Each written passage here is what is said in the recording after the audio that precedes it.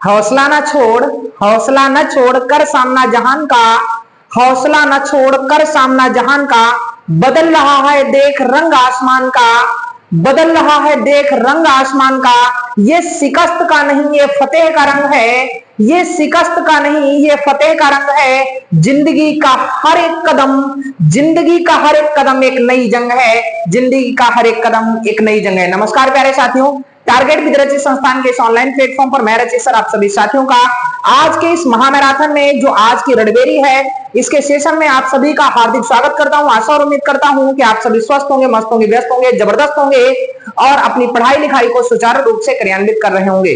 जैसा कि सभी साथियों को पता हुआ है कि हम लोग नित्य प्रति एक महामैराथन क्लास को लेते हैं और उस महामैराथन क्लास में यह प्रयास किया जाता है कि आने वाली जो यूपी डीएलएड 2024 की परीक्षा है, यूपी डीएलएड 2024 में आप 95% से प्लस अंकों को अर्जित कर सके। इससे पहले हमने आपको एक वीडियो दी हुई है कि कॉपी को कैसे लिखें ताकि हम 95% से प्लस नंबर को गेन कर पाएं।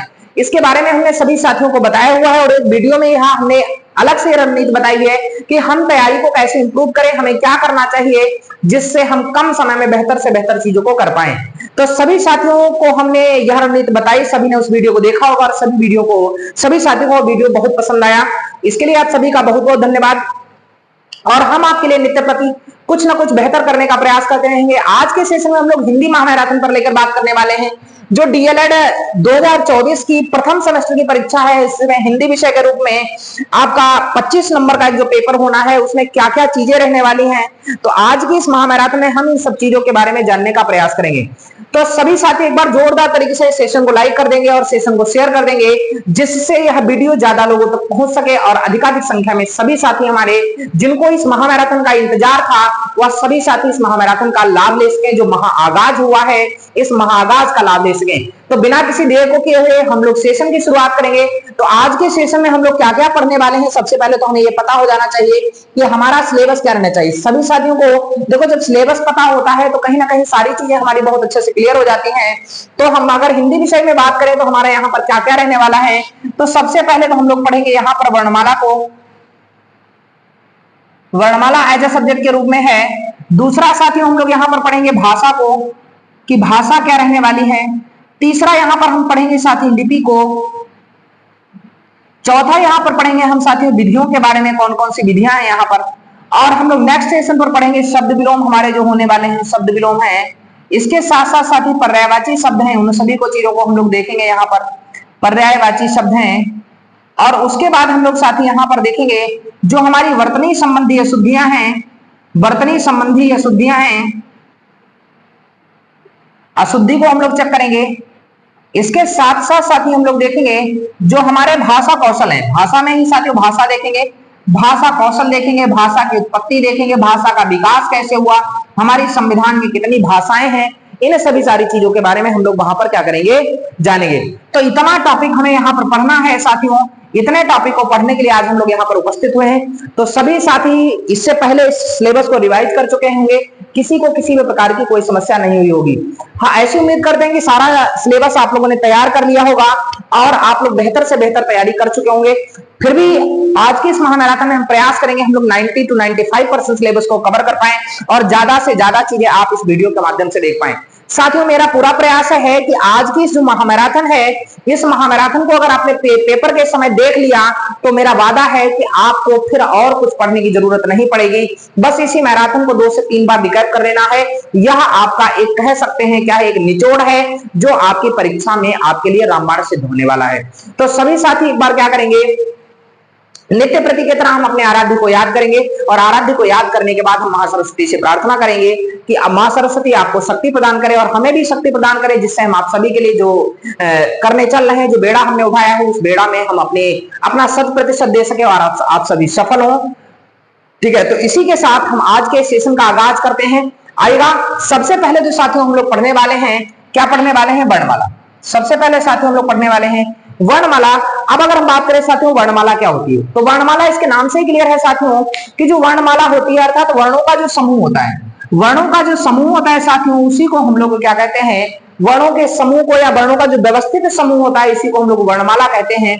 अब बात करते हैं हम लोग भाषा के बारे में। सबसे पहले तो भाषा की अगर हम लोग बात करें देखिए यहां से भाषा की अगर हम लोग बात करें तो भाषा की सबसे छोटी इकाई की अगर हम लोग बात करें ध्वनि होती है। भाषा की सबसे छोटी इकाई क्या होती है साथियों? ध्वनि होती है। अब ध्वनि को जो क्या कर दिया गया, ध्वनि को जो सांकेतिक स्वरूप दे दिया गया साथियों, तो हमारा बना क्या? वर्ण या अक्षर। हमारा क्या बना साथियों? वर्ण या अक्षर बना। और जब इस वर्ण अक्षर को व्यवस्थित समूह कर दिया गया, जब इसी का साथियों व्यवस्थित समूह कर दिया गया, तो इसी व्यवस्थित समूह को साथियों हम लोगों ने एक नाम दिया। उसको नाम दिया क्या? हम लोगों ने वर्णमाला। अर्थात जब हमने शब्दों को एक माला में पिरो दिया, तो शब्दों की जो माला बनके तैयार हुई साथियों, उसी को हम लोगों ने क्या कहा? वर्णमाला कहा। साथियों सभी को समझ आएगा। आप पूरा विश्वास रखिएगा कि यहाँ के सेशन से जितने भी प्रश्न बनेंगे, आपको आज के सेशन से इसके बाद रिवाइज करने की जरूरत नहीं पड़ेगी, और यह सभी आप सभी को पूरा क्या हो जाएगा? अच्छे से तैयार हो जाएगा। इसको याद भी करने की जरूरत नहीं पड़ेगी, न रटने की कोई जरूरत है। साथियों मेरा पूरा प्रयास रहेगा आप बेहतर तरीके से इस चीज को क्या कर पाए? सही कर पाए। आएगा। हम लोग बात करेंगे वर्णमाला के बारे में। तो वर्णमाला हमने बताया जो वर्णों का व्यवस्थित समूह होता है, इनको जब एक व्यवस्थित समूह में पिरो लिया जाता है तो वर्णमाला तैयार होती है। और जो वर्णमाला होती है साथियों, यह 2 प्रकार की होती है। वर्णमाला जो साथियों होती है यह 2 प्रकार की होती है। कौन से 2 प्रकार की वर्णमाला होती है साथियों? इसको देखिएगा। वर्णमाला या 2 प्रकार की होती है। कौन कौन सी 2 प्रकार की होती है? देखिएगा, सबसे पहला जो होता है इसको हम लोग बोलते हैं साथियों, इसको हम लोग बोलते हैं स्वर। इसको हम लोग स्वर बोलते हैं। और अगला जो होता है इसको हम लोग साथियों बोलते हैं, नाम देते हैं व्यंजन। इसको नाम हम साथियों क्या देते हैं? व्यंजन। अर्थात वर्णमाला 2 प्रकार की होती है, जिसके अंदर 2 प्रकार के तत्व मतलब निहित होते हैं। नंबर 1 स्वर होता है, और नंबर 2 साथियों क्या होता है? व्यंजन होता है। स्वर को अगर बात करें, स्वर क्या होता है? जिसका उच्चारण करने के लिए हमें किसी भी चीज की आवश्यकता नहीं होती है, जिसके बोलने में हमें किसी भी चीज की आवश्यकता नहीं होती, उसी चीज को हम लोग साथियों स्वर कहते हैं। अर्थात इनका जो उच्चारण स्थान होता है स्वतंत्र रूप से किया जाता है। ठीक है, इनका उच्चारण स्वतंत्र रूप से किया जाता है, इसलिए साथियों हम लोगों को स्वतंत्र वर्ण के नाम से भी जानते हैं। इन साथियों को इनको हम लोग किस नाम से जानते हैं? स्वतंत्र वर्ण के नाम से जानते हैं। अर्थात स्वतंत्र वर्ण क्या होते हैं? तो स्वतंत्र वर्ण वे वर्ण होते हैं जिनके उच्चारण स्थान में हमें किसी भी चीज की कोई आवश्यकता नहीं होती है। अर्थात हमने इनको नाम दे दिया स्वतंत्र वर्ण। स्वतंत्र क्या हो गया? वर्ण। अब जिन वर्णों को बोलने के लिए, जिन वर्णों का उच्चारण स्थान करने के लिए हमें व्यंजन की आवश्यकता होती है, मतलब सॉरी स्वर की आवश्यकता होती है, उनको हम लोग व्यंजन कहते हैं। अर्थात इनको हम एक नाम दे देते हैं, इनको हम लोग नाम देते हैं परतंत्र वर्ण। क्या नाम देते हैं? परतंत्र वर्ण होते हैं। इन्हीं को साथियों एक नाम दिया जाता है जिनको हम लोग मुक्ताक्षर भी बोलते हैं। मुक्ताक्षर का मतलब मुक्त है। जो मुक्त है साथियों वो क्या होंगे? जो मुक्त है वो साथियों स्वतंत्र होंगे। और इनको हम लोग एक नाम देते हैं जो परतंत्र है, मतलब किसी से बंधे होंगे। अर्थात इसको एक नाम दे देते हैं साथी, इसका नाम दे देते हैं क्या? बद्धाक्षर। ठीक है, सभी साथियों को मजा आ रहा होगा, है ना? अगर हम लोग स्वर की बात करें तो कई आधारों पर यहाँ पर आपके डीएलएड के सेमेस्टर में कई आधारों पर स्वरों को बांटा जाता है। उन सभी आधारों पर हम लोग क्या करेंगे? इस स्वर को बांटेंगे। तो सबसे पहले तो अगर हम लोग स्वर को बांटने की बात करें तो यहां पर साथी उत्पत्ति के आधार पर स्वर को बांटा जाता है। उत्पत्ति के आधार पर, उत्पत्ति के आधार पर। दूसरा साथियों बांटा जाता है इसको जिह्वा के आधार पर। किसके आधार पर बांटा जाता है साथियों? जिह्वा के आधार पर बांटा जाता है, आधार पर। और तीसरा जो साथियों बांटा जाता है यह मुखाकृति के आधार पर बांटा जाता है। किसके आधार पर बांटा जाता है साथियों? मुखाकृति के आधार पर। मुखाकृति के आधार पर स्वरों का विभाजन किया जाता है। तो सभी साथी जो हैं इसको नोट करते रहेंगे ताकि आपको सारी चीजें क्या होती रहे? क्लियर होती रहे और समझ आता रहे। अगर हम लोग उत्पत्ति के आधार पर स्वरों की बात करें साथियों, तो उत्पत्ति के आधार पर स्वर कितने प्रकार के होते हैं? 3 प्रकार के होते हैं। जिह्वा के आधार पर बात करें साथी, जिह्वा के आधार पर भी स्वर 3 प्रकार के होते हैं। और मुखाकृति के आधार पर साथी अगर हम लोग बात करें तो मुखाकृति के आधार पर स्वर कितने प्रकार के होते हैं? तो यहाँ पर मुखाकृति के आधार पर स्वर 4 प्रकार के रहने वाले होते हैं। उत्पत्ति के आधार पर 3 प्रकार के कौन से होते हैं? तो साथियों याद रखिएगा, पहला जो स्वर होता है इसको हम लोग मूल स्वर बोलते हैं। क्या बोलते हैं साथियों? मूल या ह्रस्व स्वर भी इसका नाम दिया जाता है। ह्रस्व स्वर होता है नाम इसका। क्या होता है साथियों? ह्रस्व स्वर होता है। ठीक है, ह्रस्व स्वर हो जाएगा साथियों। दूसरा जो स्वर होता है इसको हम लोग साथियों क्या बोलते हैं? इसको हम लोग दीर्घ स्वर बोलते हैं। क्या बोलते हैं साथियों? दीर्घ स्वर। और तीसरा जो साथी होता है इसको हम लोग बोलते हैं क्या? प्लुत स्वर। इसको हम लोग क्या बोलते हैं साथी? प्लुत स्वर बोलते हैं। यह चीजें आप लोगों ने देखी जिह्वा के आधार पर। देखिए अब यहाँ पर देख लीजिए, अगर यहाँ पर देखें मूल स्वर कौन से होते हैं, मूल स्वरों की संख्या कितनी होती है? तो याद रखिएगा साथियों, मूल स्वरों की संख्या 4 होती है। कितनी होती है? 4 होती है। कौन कौन सी होती है? आ, ई, उ और ऋ। यह मूल स्वरों की संख्या होती है। मूल स्वर कितने होते हैं? 4 होते हैं। ठीक है, तो सभी साथियों को समझ आ रहा होगा।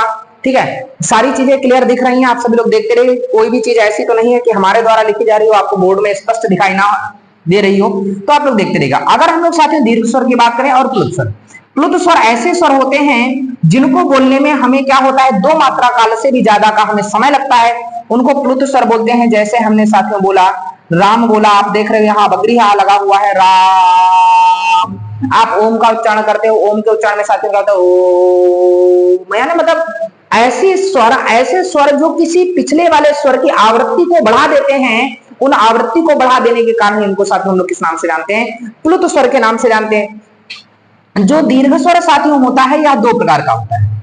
दीर्घ स्वर साथियों 2 प्रकार का होता है। अब आप सोच रहे होंगे सर दीर्घ स्वर 2 प्रकार का कौन सा होता है, तो आपको यहां से क्लियर हो जाना चाहिए, यह स्वतंत्र दीर्घ होता है, एक स्वतंत्र दीर्घ होता है और एक क्या होता है, संयुक्त दीर्घ होता है। क्या होता है साथी, एक संयुक्त दीर्घ होता है, इस चीज को आपको याद करके रखना है। एक स्वतंत्र दीर्घ होता है और एक क्या होता है साथी, संयुक्त दीर्घ होता है। जो स्वतंत्र दीर्घ होते हैं साथियों वो बड़ा होता है, बड़ी होता है और बड़ा होता है, ठीक है। यहां संयुक्त दीर्घ में ए हो जाएगा साथी, ओ हो जाएगा और आई हो जाएगा और औ हो जाएगा। यह 4 शब्द ऐसे होते हैं जो संयुक्त दीर्घ होते हैं। आपसे पूछ लिया जाए साथियों कि संयुक्त स्वरों की संख्या कितनी होती है, तो याद रखिएगा साथी संयुक्त स्वरों की संख्या कितनी होती है, 4 होती है। संयुक्त स्वर किसी न किसी स्वर से मिलकर बने होते हैं, तो इनको आपको याद रखना। ये कैसे स्वर है साथियों, संयुक्त स्वर है। तो उम्मीद करते हैं जो उत्पत्ति के आधार पर विभाजन है इसका साथियों बहुत ही जबरदस्त तरीके से आपको समझ आया होगा, किसी को किसी भी प्रकार की कोई समस्या नहीं हुई होगी। हमने बताया मूल स्वर क्या होते हैं, दीर्घ स्वर क्या होते हैं, स्वतंत्र दीर्घ क्या होते हैं, संयुक्त दीर्घ क्या होते हैं और प्लुत स्वर क्या होता है। अब साथियों हम लोग बात करते हैं जिह्वा के आधार पर स्वरों के विभाजन की। अगर हम लोग साथियों जिह्वा, सभी साथी स्क्रीनशॉट भी साथ में लेते रहेंगे, कोई हो सकता है हम कुछ चीजें इरेज कर दें, तो इरेज करने के उपरांत आपको हो सकता है वो ना मिल पाए। तो जिह्वा के आधार पर अगर हम लोग स्वरों की बात करें साथियों, तो देखिएगा जिह्वा के आधार पर जो स्वर होते हैं साथी वो 3 प्रकार के होते हैं। कितने प्रकार के होते हैं साथी, 3 प्रकार के होते हैं। कौन कौन से होते हैं, तो साथी सबसे पहला जो स्वर होता है इसको हम लोग अग्र स्वर बोलते हैं। सबसे पहले स्वर को क्या बोलते हैं, अग्र स्वर बोलते हैं। दूसरे स्वर को हम लोग कितना क्या बोलते हैं, मध्य स्वर बोलते हैं।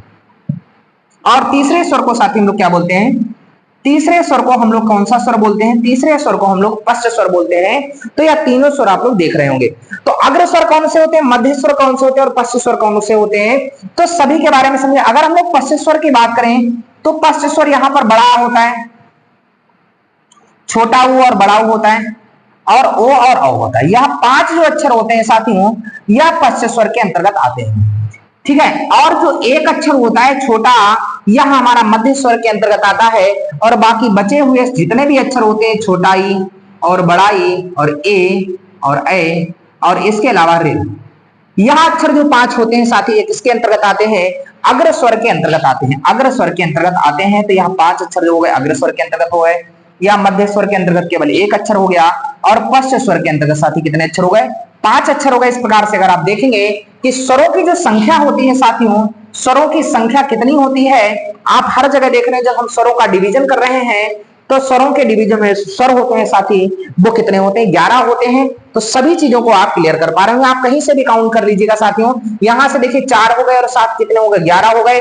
यहां देखेंगे आप 5 और 6 और 6 और 5 कितने हो गए, 11 हो गए। अर्थात तो स्वरों की संख्या जो होती है साथियों वो कितनी होती है, 11 होती है। आइएगा हम तीसरे डिवीजन की बात करें, जो मुखाकृति के आधार पर स्वर होते हैं, कि मुखाकृति के आधार पर स्वर कौन कौन से होते हैं, इन सब चीजों को हम लोग क्या करते हैं, समझ लेते हैं। तो सभी साथी एक बार स्क्रीनशॉट ले लेंगे जिससे हम अगली स्लाइड पर ओपन हो सके। देखिएगा साथी यहां पर अगर हम लोग बात करें जो मुखाकृति के आधार पर स्वरों का प्रकार होता है, ठीक है। देखिएगा सभी लोग, मुखाकृति के आधार पर जो स्वर होते हैं साथी यह 4 प्रकार के होते हैं। कितने प्रकार के होते हैं,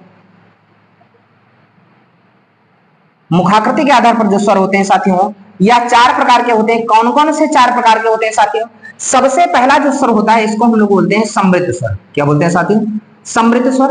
दूसरा जो होता है साथियों अर्ध विवृत स्वर होता है। क्या होता है, अर्ध विवृत स्वर होता है, अर्ध विवृत स्वर होता है। तीसरा जो साथी होता है इसको हम लोग बोलते हैं अर्ध समृद्ध होता है साथी। कौन सा होता है, अर्ध समृद्ध होता है। इस चीज को आप क्लियर करेगा। अर्ध विवृत भी होता है, वो अगले टाइप पर लिखेंगे चल के हम लोग।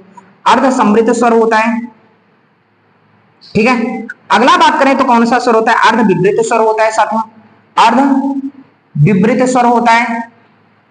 और नेक्स्ट वन बात करें हम लोग कौन सा स्वर होता है साथियों, विवृत स्वर होता है। इस चीज को आप लोग देखिएगा, हमने बताया कि जो मुखाकृति के आधार पर साथी स्वरों के प्रकार होते हैं, तो मुखाकृति के आधार पर स्वर 4 प्रकार के होते हैं। कौन कौन सा? समवृत्त। समवृत्त का मतलब सम माने समान, वृत्त माने गोला, अर्थात जैसा मुख है, मुख की दशा जैसी है, अगर मुख की दशा जैसी है वैसी ही बनी रहे, उसको हम लोग साथ में क्या बोलेंगे? समवृत्त स्वर बोलेंगे।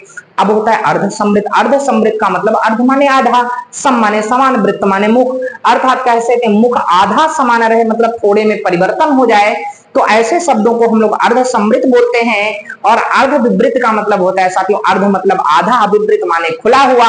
जब मुख की दशा आधे से ज्यादा खुल जाए तो अर्ध विवृत होता है, और मुख की दशा पूर्ण रूप से खुल जाए तो उसको साथ में क्या कहते हैं? विवृत। अब आप सोच रहे होंगे सर की मुखाकृति के आधार पर स्वरों का विभाजन तो कर लेंगे, लेकिन स्थिति ऐसी होती है मुख खुला और मुख बंद की स्थिति क्या है? आधा मुख खुला आधा मुख बंद, ये कौन सा सेशन चल रहा है?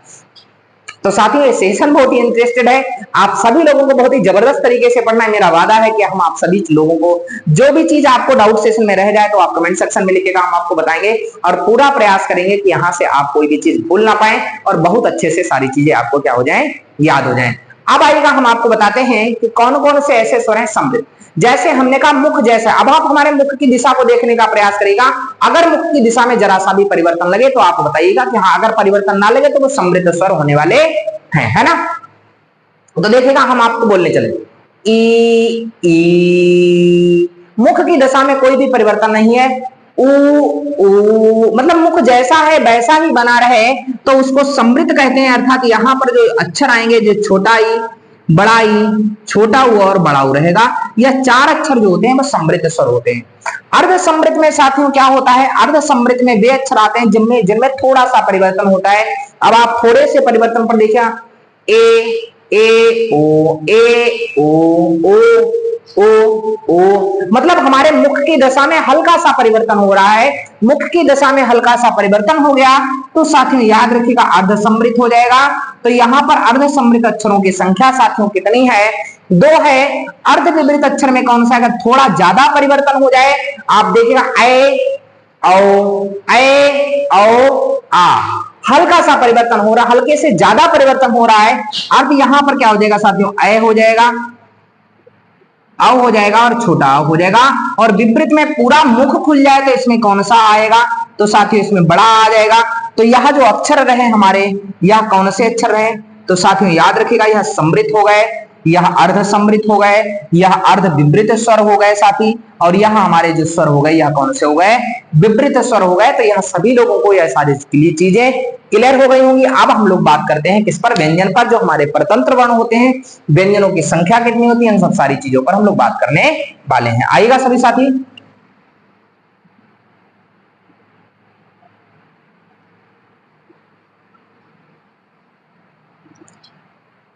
यहां पर देखिएगा साथी, व्यंजन की बात करें तो व्यंजन को हम लोग 3 प्रकार से बांटते हैं। ठीक है, व्यंजन कितने प्रकार के होते हैं? 3 प्रकार के होते हैं। कौन कौन से? देखिएगा ये किस प्रकार से होते हैं? व्युत्पत्ति के आधार पर। एक लाइन साथी लिख लीजिएगा। हम लोग यहाँ पर जो बांटने चल रहे हैं व्यंजन को, देखिएगा साथी, अगर हम लोग बांटे व्यंजन को यहाँ पर, तो व्यंजन को हम लोग 2-3 आधारों पर बांटते हैं। ठीक है, कौन सा? सबसे पहले तो साथी हम लोग बांटेंगे उत्पत्ति के आधार पर। किस आधार पर बांटेंगे? उत्पत्ति के आधार पर। उत्पत्ति के आधार पर, उत्पत्ति के आधार पर बांटेंगे। दूसरा जो है साथी, इसको हम लोग बांटेंगे यहां पर, दूसरा जो हम लोग बांटेंगे प्राणवायु के आधार पर। किसके आधार पर बांटेंगे साथी? प्राणवायु के आधार पर। प्राणवायु के आधार पर। और तीसरा जो साथी हम लोग बांटेंगे या बांटने वाले हैं नाद के आधार पर। किसके? नाद या स्वर के आधार पर। स्वर के आधार पर, है ना?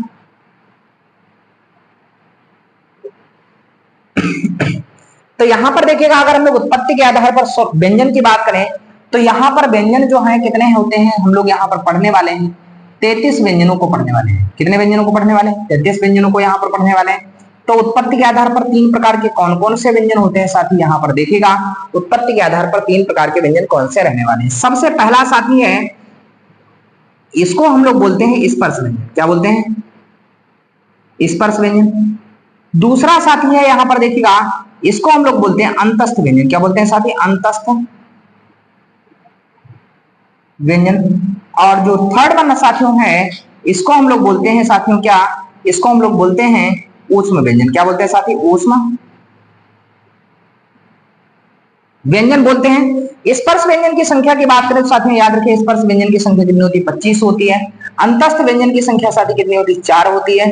और ऊष्म व्यंजन की संख्या कितनी होती है साथी? 4 होती है। आप इनको जोड़ेंगे 25 4 29 और 29 4 कितने होने वाले हैं? 33 होने वाले हैं।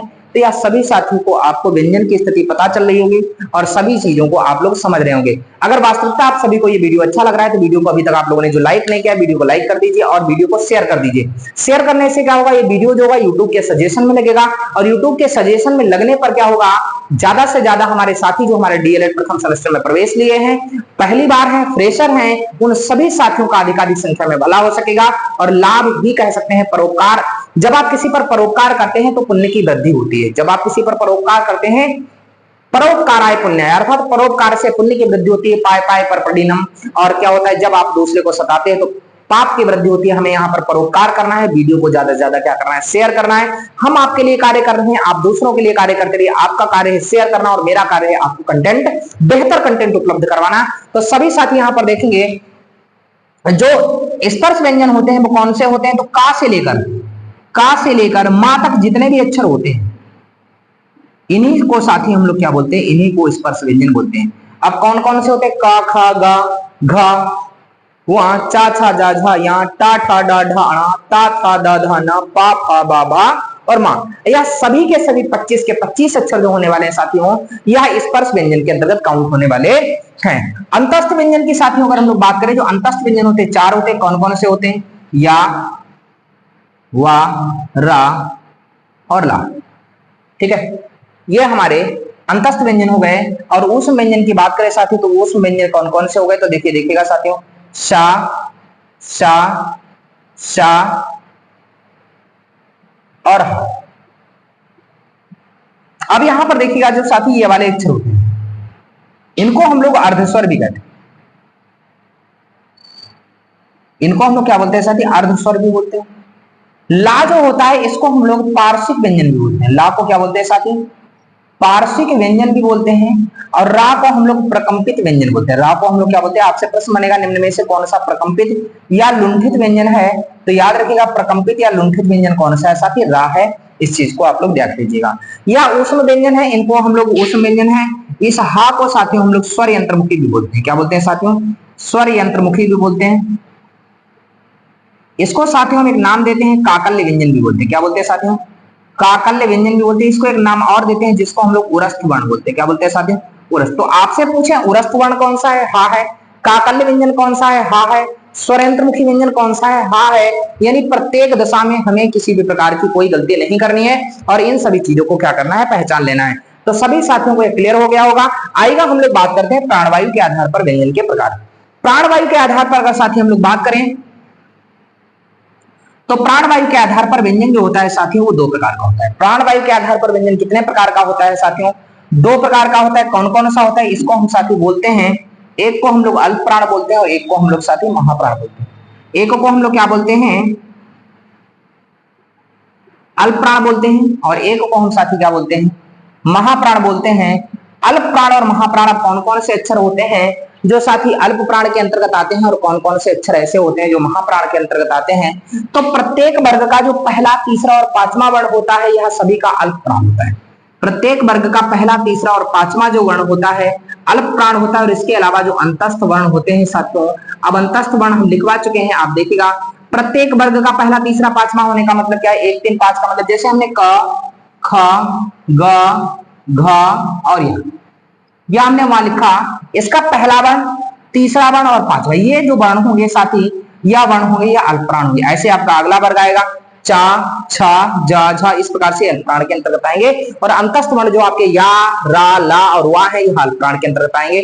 यहाँ पर साथी महाप्राण में प्रत्येक वर्ग का दूसरा और चौथा और इसके साथ साथ जो ऊष्म वर्ण होंगे साथी, ऊष्म वर्ण होंगे, वह सभी के सभी साथी किसके अंतर्गत आएंगे? वह सभी के सभी महाप्राण के अंतर्गत आएंगे। इस प्रकार अगर आपसे पूछ ले अल्प प्राण वर्णों की संख्या कितनी होती है, तो याद रखिएगा अल्प प्राण व्यंजनों की जो संख्या होती है साथी, वो कितनी होती है? तो 19 होती है भाई। 3 5 15 और 4 19, क्योंकि 5 वर्ग होते हैं। और महाप्राण वर्णों की संख्या कितनी होती है साथी? तो महाप्राण वर्णों की संख्या कितनी होती है?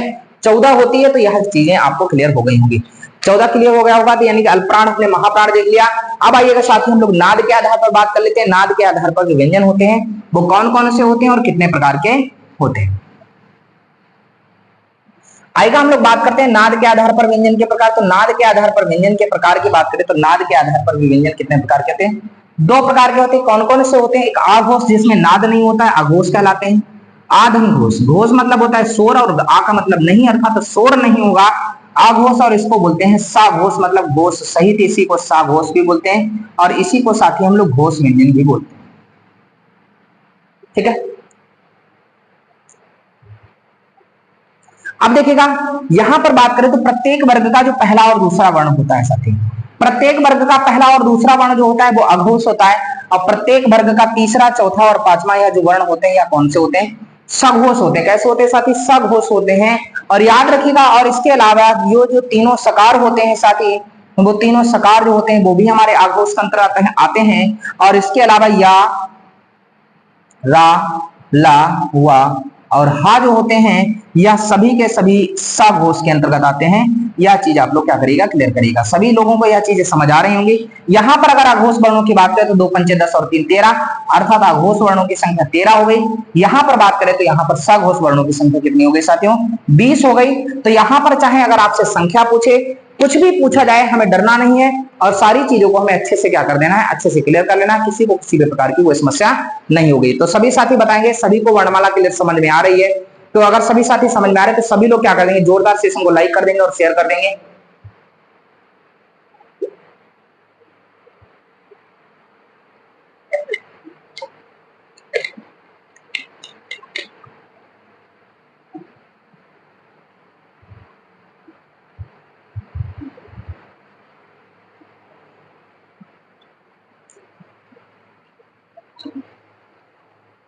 बताएंगे सभी साथियों को समझ आ रहा है? किसी को किसी भी प्रकार की कोई समस्या तो नहीं हो रही? बताएंगे सभी साथी। सभी साथी बेहतर तरीके से बताएंगे। सब कुछ समझ आ रहा है? सारी चीजें शीशे की तरह बिल्कुल क्लियर साफ हो रही हैं? अगर शीशे की तरह बिल्कुल साफ हो रही है तो आइएगा हम लोग आगे बात करते हैं कि आगे और क्या चीजें इसमें रहने वाली है। तो अभी तक अगर हम लोग वर्णमाला में बात करें तो हमने देखा साथी 33 व्यंजन को हमने डिस्क्राइब किया है ना। वर्णमाला में हमने साथियों क्या किया? इस वर्णमाला के अंतर्गत हमने अभी तक साथियों क्या पढ़ा? अभी तक साथियों हम लोगों ने 33 क्या पढ़ा? अभी देखिएगा वर्णमाला को हम क्लासिफाई करते हैं। तो वर्णमाला में साथियों आपने सबसे पहले स्वर को पढ़ा। क्या पढ़ा साथी? सबसे पहले स्वर को पढ़ा। स्वर को पढ़ा तो यहाँ पर 11 स्वर के बारे में पढ़ा। क्या पढ़ा? 11 स्वर होते हैं। फिर आपने दोबारा व्यंजन को बांटा। ठीक है, व्यंजन में आपने स्पर्श व्यंजन को पढ़ा। स्पर्श व्यंजन की संख्या साथी आपने देखी, स्पर्श व्यंजन जो रहे हमारे, या हमारे 25 रहे। स्पर्श व्यंजन कितने रहे? 25 रहे। इसके बाद आपने साथी अंतस्थ व्यंजन को बांटा और अंतस्थ व्यंजन की संख्या को आपने देखा, जो अंतस्थ व्यंजन थे साथियों कितने थे?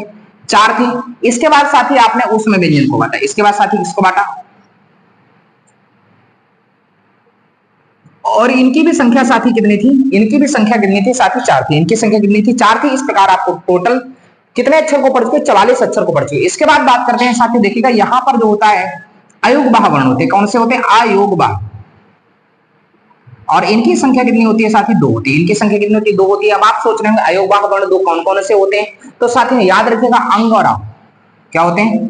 अंग और आहा, ये 2 अयोगवाह वर्ण होते हैं। यानी मतलब इनको आप कह सकते हो, आप प्रश्न की भाषा में अगर लिखना है आपको तो एक अनुस्वार हो गया और दूसरा साथी क्या होता है? तो दूसरा याद रखिएगा, दूसरा साथी होता है विसर्ग। तो पूछ ले अनुस्वार वर्णों, सॉरी अयोगवाह वर्णों की संख्या कितनी है? तो याद रखें अनुस्वार वर्णों की संख्या, सॉरी अयोगवाह वर्णों की संख्या 2 है। एक है अनुस्वार और दूसरा है क्या? विसर्ग है। इसके बाद साथी देखिएगा अगर हम लोग आगे बात करें, जो संयुक्त व्यंजन है, जो संयुक्त व्यंजन है इनकी संख्या साथियों 4 होती है। कितनी होती है? कौन कौन सी 4 होती है? छ, त्र, ज्ञ और सा। का धन सा से मिलकर छा का निर्माण होता है। ता धन रा से मिलकर त्रा का निर्माण होता है। जा धन या से मिलकर ज्ञा का निर्माण होता है। सा धन रा से मिलकर किसका निर्माण होता है? स्रा का निर्माण होता है। यह साथियों आप लोग याद रखिए। अब यहाँ पर अगर जोड़े तो कितने वर्ण हो गए? तो यहां से देखेंगे 44 हो गए थे। यहाँ तक 44 तो 46, 46 4 50। अभी आप सोच रहे हैं साथियों 2 व्यंजन कौन से रखे? वर्णमाला में तो टोटल 52 अक्षर होते हैं। तो याद रखिएगा साथियों, हम यहाँ पर लिखे जा रहे 2 जो व्यंजन होते हैं वो कौन से होते हैं? उत्क्षिप्त व्यंजन होते हैं। कौन से होते हैं साथियों? उत्क्षिप्त व्यंजन होते हैं, तो इन साथ ही इनको व्यंजन को भी देख लीजिएगा, ये कौन से होते हैं, इनकी संख्या 2 होती है। कौन होते हैं? डा और ढा होते हैं। कौन से होते हैं? डा और ढा होते हैं। तो इस प्रकार टोटल वर्णमाला में अक्षरों की संख्या साथियों जो होती है, टोटल वर्णमाला में अक्षरों की संख्या 52 होती है। आपने देखा हमने इन 52 अक्षरों को कैसे अलग अलग तरीके से तोड़ा और सभी शब्दों को, सभी अक्षरों को बहुत ही विधिवत तरीके से देखा। तो यह रहा वर्णमाला का सेशन। वर्णमाला में आपने सभी सारी चीजों को समझा होगा और अच्छे से उन सारी चीजों को कर पाया होगा। तो आइएगा साथियों, हम लोग अगले टॉपिक पर बात करेंगे। जो अगला टॉपिक होने वाला है वर्णमाला के बाद, जो हम लोग सेकंड टॉपिक पढ़ने वाले हैं, वो पढ़ने वाले हैं भाषा पर। अब सभी साथी भाषा के बारे में समझेंगे, भाषा के स्वरूपों को जानेंगे। ठीक है, भाषा के स्वरूप कितने होते हैं, भाषा के बारे में किसकी क्या राय है, उन सभी चीजों को समझेंगे। अगर वास्तविकता आपको ये वीडियो पसंद आ रहा है, देखो मेरी तरफ से मेरा पूरा प्रयास है कि हम आप सभी के लिए बेहतर कर पाए और बेहतर से बेहतर देने के प्रयास करेंगे। मेरा वादा है कि अगर आपने इस सेशन को देख लिया तो आप आने वाली यूपीडीएलएड 2024 की जो परीक्षा आपकी 8 अगस्त, 9 अगस्त और 10 अगस्त को लगी हुई है, आप उसमें सर्वश्रेष्ठ कर पाएंगे। आपका सर्वश्रेष्ठ जब आप करेंगे तो मेरा सर्वश्रेष्ठ हमें अपने आप से मिल जाएगा और हम अपनी तरफ से आपके लिए सर्वश्रेष्ठ करने के लिए पूरा तत्पर हैं। ठीक है, तो सभी लोग तैयार रहिएगा, सभी लोग जबरदस्त तरीके से पढ़ते रहिएगा। जिसको पानी पीना है, गर्मी लग रही है, गर्मी का सेशन हो रहा होगा, अभी आप शाम को देख रहे हैं, अभी लगभग शाम को अगर हम लोग बात करें 8:40 होने वाला है, 8:40 होने वाले हैं। आप सभी लोग इस सेशन को देख रहे हैं, तो मेरा पूरा प्रयास रहेगा कि हम आप सभी के लिए बेहतर कर सकें। तो आइएगा हम लोग नेक्स्ट बात पर बात करते हैं, जिसका नाम है भाषा। आइएगा,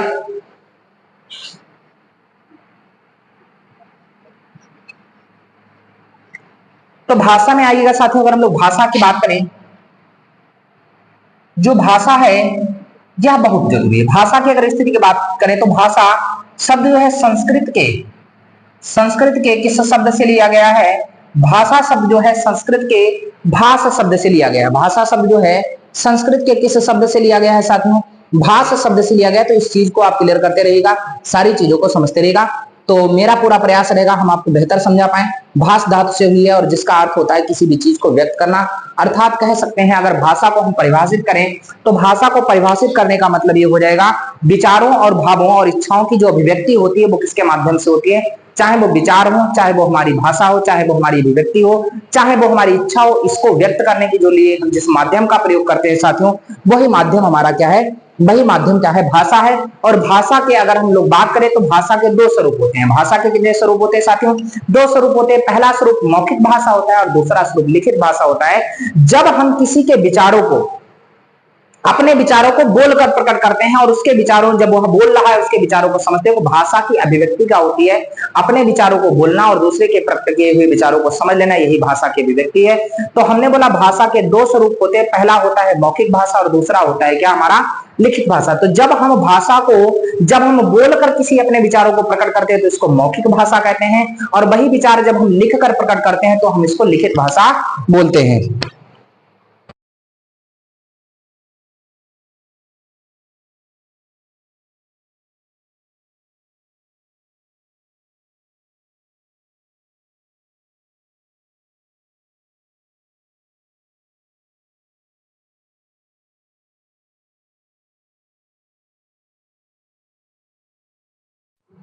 ठीक है, तो हमने बताया भाषा के 2 स्वरूप होते हैं। भाषा संस्कृत के भाष धातु से, और इसमें क्या होती है? विचारों की अभिव्यक्ति होती है। भाषा के 2 स्वरूप हमने बताया साथियों। कौन कौन से? एक मौखिक स्वरूप बताया, तो हमने बताया जब हम लोग बोलकर अपने विचारों को प्रकट करते हैं तो वो मौखिक स्वरूप होता है, और जब हम भाषा को क्या करते हैं? अपने विचारों को लिखकर प्रकट करते हैं तो यह भाषा का क्या होता है? लिखित स्वरूप होता है। आप कुछ लोग कहेंगे सर भाषा का एक स्वरूप और होता है सांकेतिक स्वरूप। तो जब हम अपने विचारों को संकेतों आदि के माध्यम से व्यक्त करते हैं तो उसे सांकेतिक स्वरूप कहते हैं।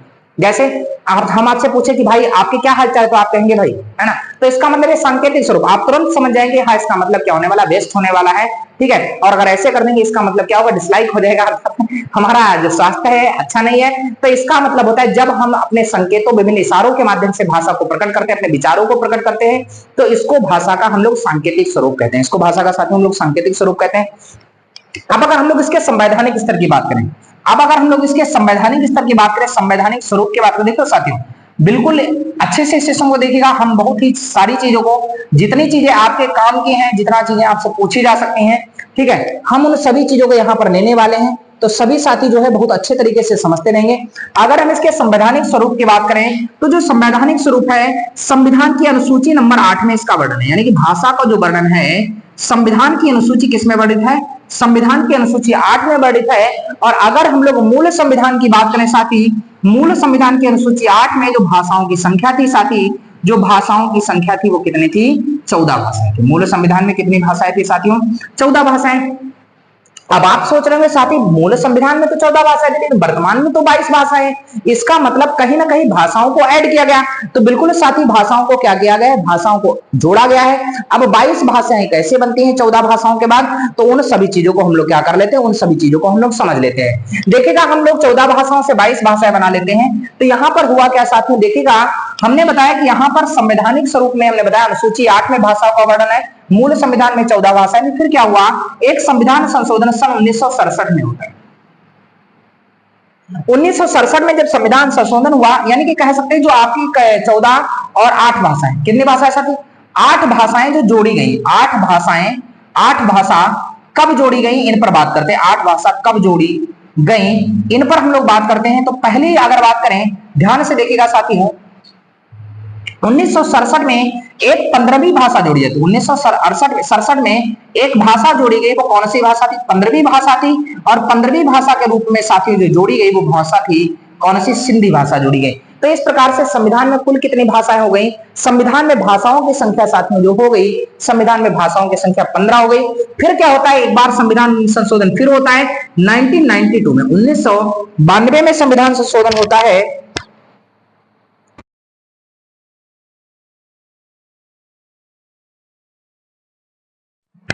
1992 में संविधान संशोधन होता है और 1992 के संविधान संशोधन में 3 भाषाएं और जोड़ी जाती हैं। 1992 के संविधान संशोधन में 3 भाषाएं और जोड़ी जाती हैं। कौन कौन सी जोड़ी जाती हैं, तो भाई आप सभी बताइएगा। 1992 के संविधान संशोधन में 3 भाषाएं जो जोड़ी गई वो कौन कौन सी जोड़ी गई, तो कौन कौन सी जोड़ी गई, तो याद रखिएगा कोंकणी भाषा जोड़ी गई और इसके अलावा मणिपुरी जोड़ी गई और लास्ट में एक भाषा जोड़ी गई जिसको हम लोगों ने कौन सी भाषा कहा, नेपाली भाषा कहा। तो ये हमारी क्या हो गई, यह भाषाएं हो गई, इनको जोड़ा गया। ठीक है, आइएगा आगे हम लोग बात करते हैं सन 2004 में। सन 2004 में क्या होता है, फिर से भाषाएं जोड़ी जाती हैं और सन 2004 में फिर से संशोधन हुआ तो इसमें 4 भाषाएं जोड़ी गई। कौन कौन सी, तो याद रखिए बोडो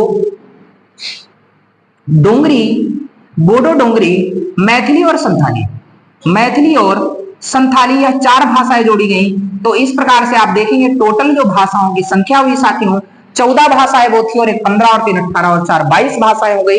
इन 22 भाषाओं से हमने क्या किया, संवैधानिक स्वरूप प्रदान किया, अर्थात संवैधानिक स्वरूप की स्थिति को समझा। भाषा के संवैधानिक स्वरूप में 22 भाषाएं कहां से आई, 1967 में कौन सी भाषा जोड़ी गई, 1992 में कौन सी भाषा जोड़ी गई और सन 2004 में कौन सी भाषा जोड़ी गई, इन सभी चीजों को लेकर हम लोगों ने बात किया। आएगा आगे हम लोग बात करते हैं भाषा की स्थिति की बात करें तो भाषा के बारे में क्या हुआ कि बहुत सारे हमारे हिंदीविद हैं जिन्होंने अपने अपने क्या किया, अपने अपने विचार प्रकट किए। मतलब भाषा के लिए, भाषा के बारे में महान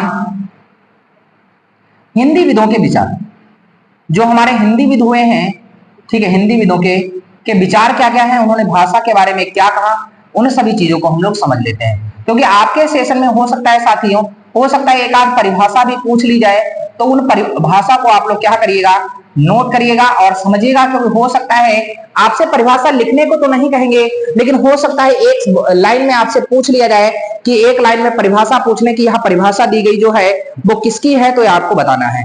ठीक है, जैसे एक परिभाषा हम आपके सामने लिख रहे हैं, भाषा के आविर्भाव से, एक परिभाषा है भाषा के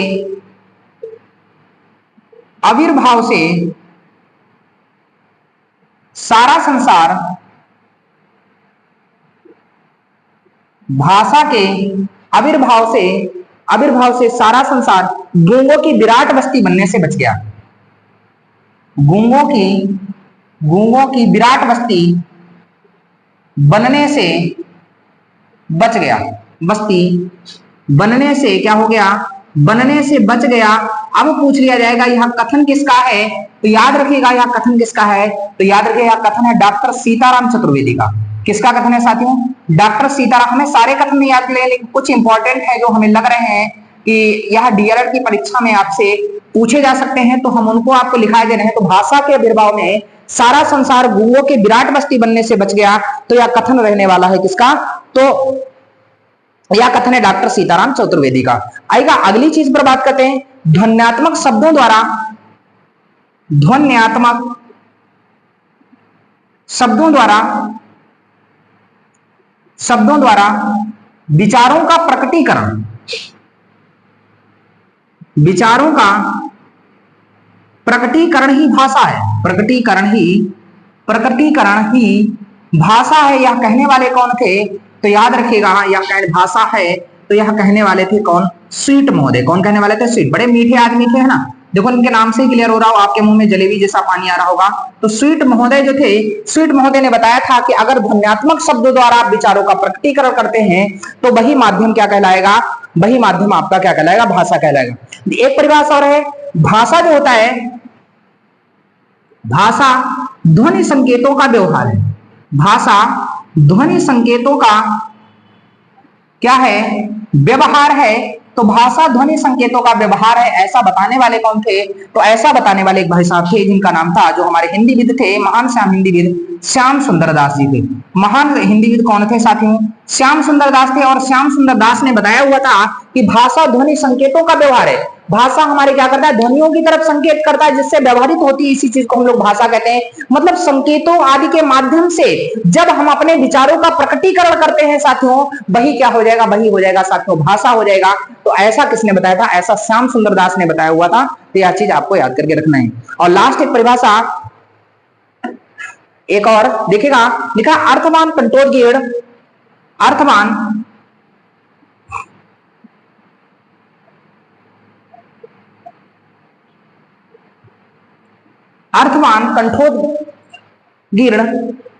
कंठोदगीर्ण ध्वनि समष्टि ही भाषा है। ध्वनि समष्टि ही क्या है साथी? यही क्या होने वाली है? यही होने वाली है भाषा। और ऐसा बताने वाले व्यक्ति कौन थे? तो ऐसा बताने वाले व्यक्ति थे कौन? सुकुमार सेन थे।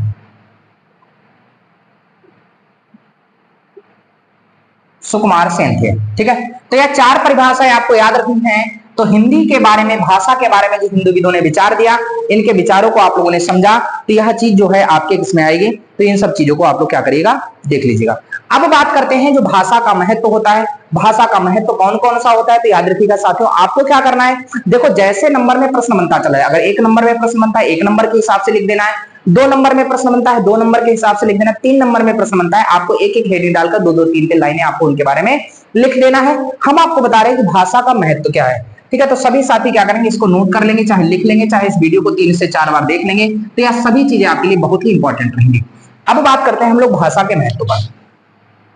जो भाषा का महत्व होता है साथियों, कि भाषा का महत्व क्या होता है, इन सब चीजों पर बात कर लेते हैं कि भाषा का महत्व क्या है, कहां कहां पर भाषा का महत्व जाना जाएगा। तो सबसे पहले हम लोग भाषा का राष्ट्रीय महत्व। ठीक है, भाषा का भाई क्या होता है? भाषा का राष्ट्रीय महत्व होता है, मतलब राष्ट्रीय स्तर पर भाषा का महत्व होता है। ठीक है, भाषा का क्या होता है साथियों?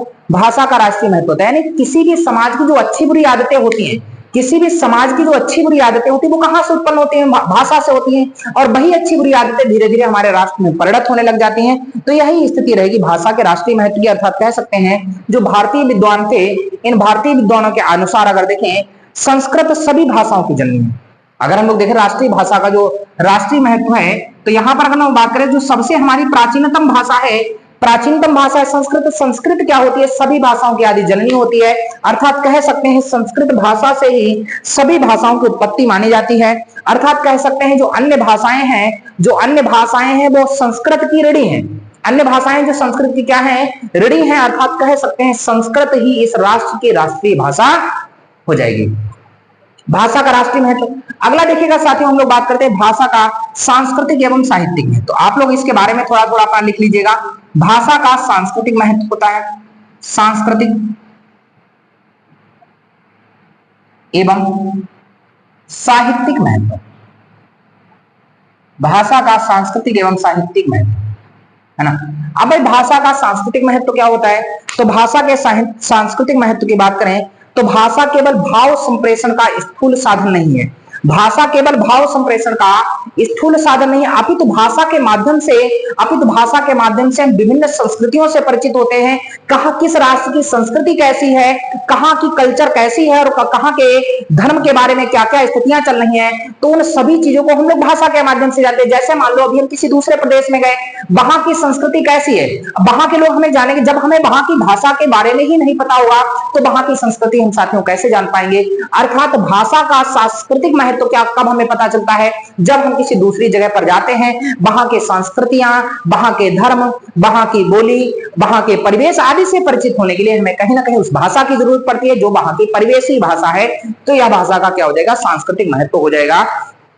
और साहित्यिक महत्व की बात करें, भाषा मानव जीवन को क्या करती है, प्रतिष्ठित करती है। भाषा मानव जीवन को क्या करती है, प्रतिष्ठित करती है। अर्थात कह सकते हैं साहित्य जो होता है, भाषा साहित्य का दर्पण होती है।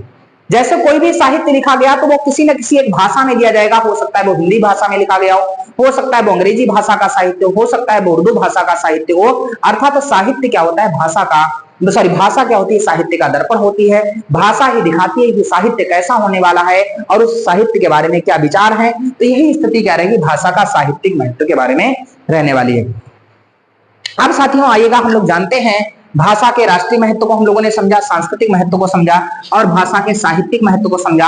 अब हम लोग जो बांटने वाले हैं भाषा के स्वरूप को, भाषा का जो रूप है, भाषा के जो विविध रूप है, भाषा किन किन रूपों में पाई जाती है, अर्थात भाषा के विविध रूप पूछ लिया जाता है। भाषा के कुछ रूपों पर क्या करिए, रूपों के नाम लिखिए, रूपों की व्याख्या करिए, ऐसा आपसे पूछा जा सकता है। तो सबसे पहला जो हम लोग भाषा के रूप पर बात करेंगे, भाषा कैसी होती है साथियों। भाषा का सबसे पहला जो रूप होता है साथियों, भाषा का जो सबसे पहला रूप होता है इसको साथियों हम लोग प्राचीन भाषा कहते हैं। भाषा का सबसे पहला रूप कैसी होती है, प्राचीन भाषा होती है।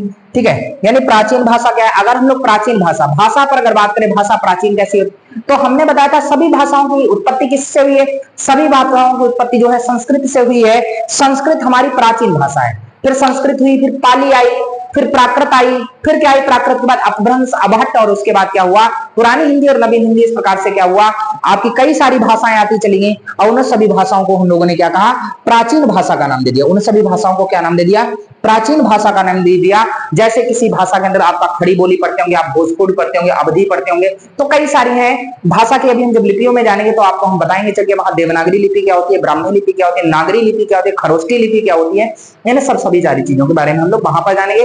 तो प्राचीन भाषाएं कौन सी होती है, जो मतलब कह सकते हैं प्राक जगत में बोली जाती थी। प्राचीन जगत में बोली जाने वाली भाषाएं क्या होती हैं, मतलब प्राचीन भाषा, यानी संपूर्ण विश्व में देखें तो बहुत सारी असंख्य भाषाएं जो लगे हमारे प्राक स्थिति अर्थात प्राचीन स्तर पर बोली जाती थी, उन भाषाओं को हम लोगों ने क्या कहा साथियों, प्राचीन भाषा का। अगली होती है सांस्कृतिक भाषा। सांस्कृतिक भाषा,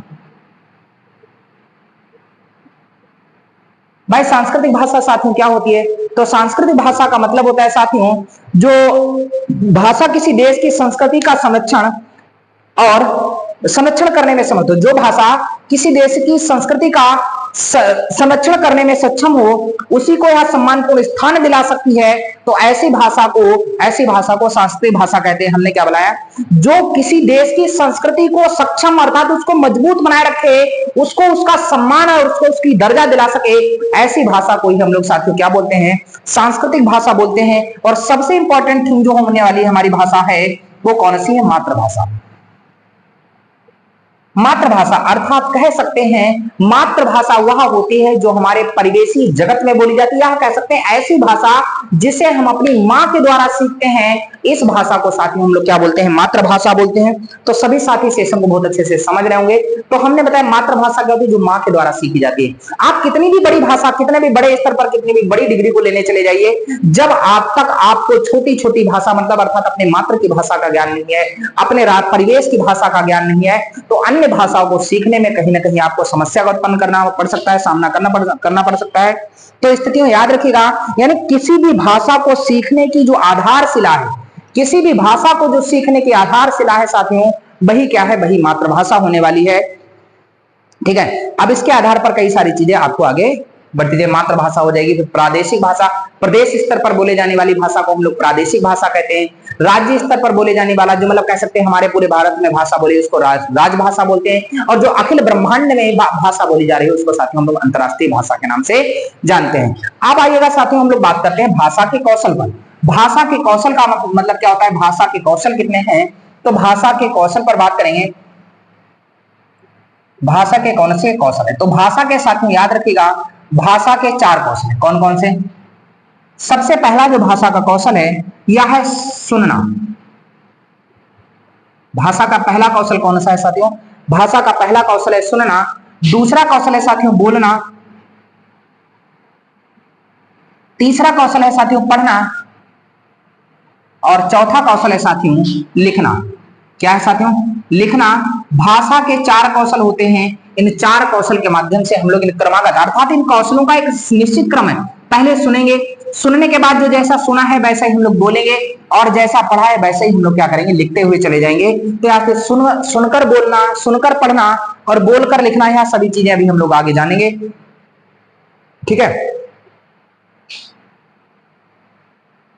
ठीक है। तो सुनकर और पढ़कर, सुनकर और पढ़कर साथी क्या होता है, अर्थ ग्रहण किया जाता है। सुनकर और पढ़कर क्या होता है, अर्थ ग्रहण किया जाता है। मतलब अब आप जब सुनेंगे किसी भी चीज को, कोई बोल रहा है उसको आपने सुना, या किसी भी चीज को आपने पढ़ा और उसको पढ़कर आप अर्थ ग्रहण, अर्थात कह सकते हैं भाषा के जो 2 कौशल होते हैं सुनना और पढ़ना, इससे व्यक्ति के अंदर अर्थ को ग्रहण करने की शक्ति उत्पन्न होती है।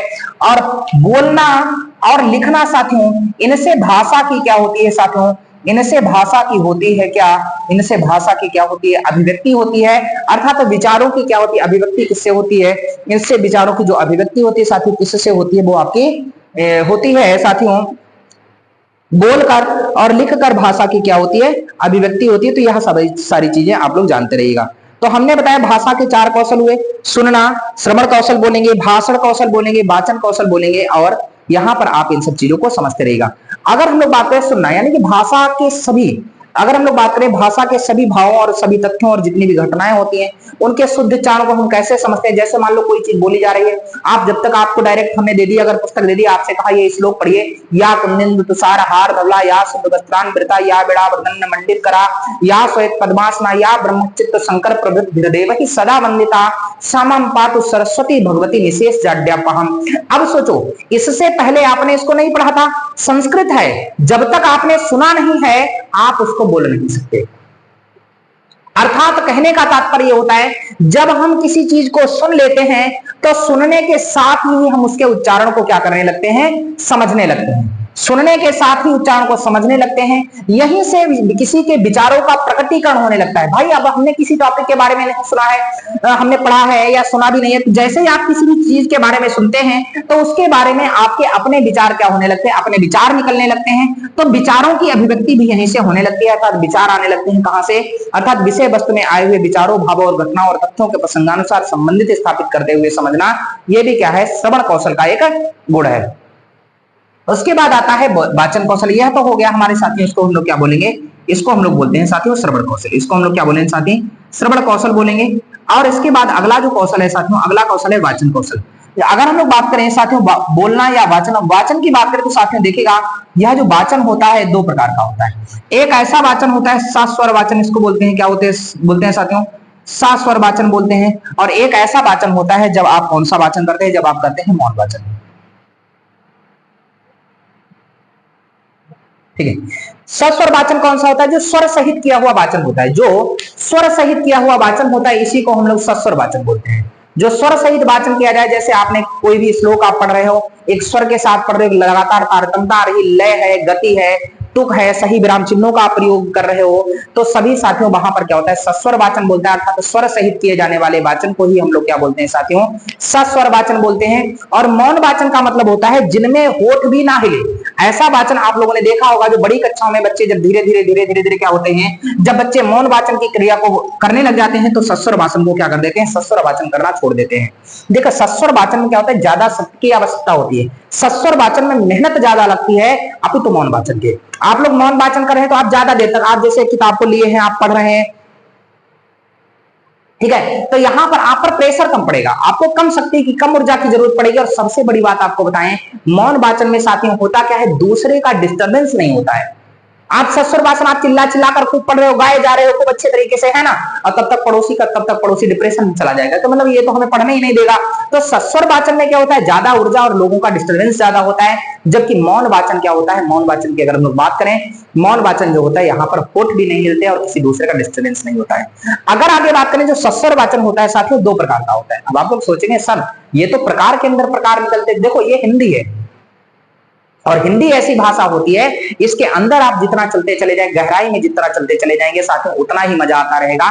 तो अगर बात करें सस्वर वाचन दो प्रकार के कौन कौन से होते हैं साथियों, बहुत गर्मी सभी साथी जो है पानी वानी भी साथ में रखेंगे, पानी नमकीन बिस्कुट है ना, सब खाते पीते रहेंगे, क्योंकि ऊर्जा की कमी नहीं होनी चाहिए। अगर ऊर्जा, हम आप सभी को पानी की पीने के लिए भाई आमंत्रित करते हैं, आप सभी लोग जो है पानी पी सकते हैं, ठंडा पानी है, ठीक है।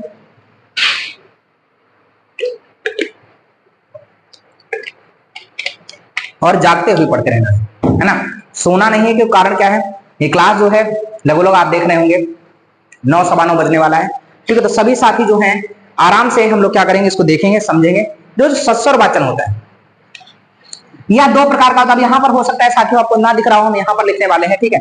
अभी देखिएगा साथियों बहुत अच्छे से समझ में आएगा। तो हमने क्या बोला यहाँ पर कि जो वाचन होता है, यह जो वाचन होता है यह दो प्रकार से होता है। कौन कौन सा होता है, एक आपने देखा सस्वर वाचन होता है, सस्वर वाचन होता है, और दूसरा आपने देखा साथी क्या होता है, मौन वाचन होता है।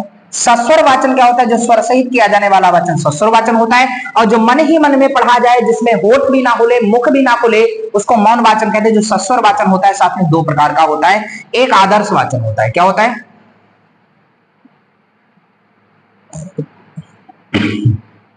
एक कौन सा वाचन होता है, आदर्श वाचन, और दूसरा वाचन कौन सा होता है, अनुकरण वाचन।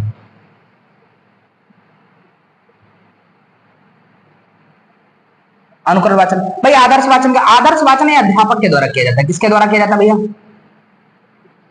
अध्यापक के द्वारा किया जाने वाला वाचन कौन सा होता है, आदर्श वाचन, अध्यापक के द्वारा किया जाने वाला, मतलब इसको बच्चे नहीं करते, है ना, अध्यापक। मतलब इसमें क्या होता है, जब आदर्श वाचन होता है, जब हम इसमें पढ़ते हैं तो किसी भी मतलब विराम चिन्ह, लय, यति, गति, तुक, इन सब चीजों से जो आबद्ध करके बोलता है, किसी भी प्रकार की कोई विसंगति नहीं होती, तो उसको हम लोग सस्वर वाचन बोलते हैं। और ऐसा अध्यापक के द्वारा ही संभव हो सकता है।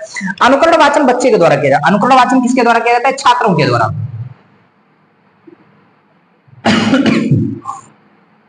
जो छात्रों के द्वारा किया जाता वाचन है, छात्रों के द्वारा किया जाने वाला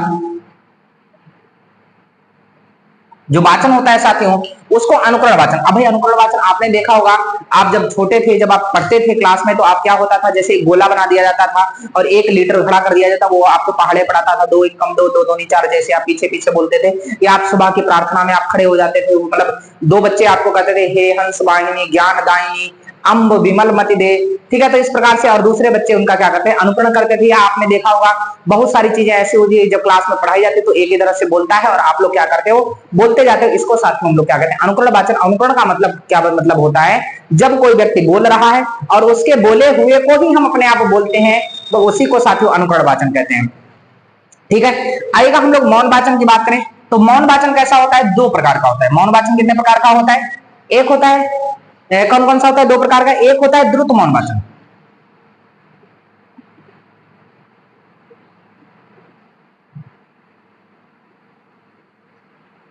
और दूसरा जो होता है साथी गंभीर मौन वाचन होता है। कौन सा होता है, गंभीर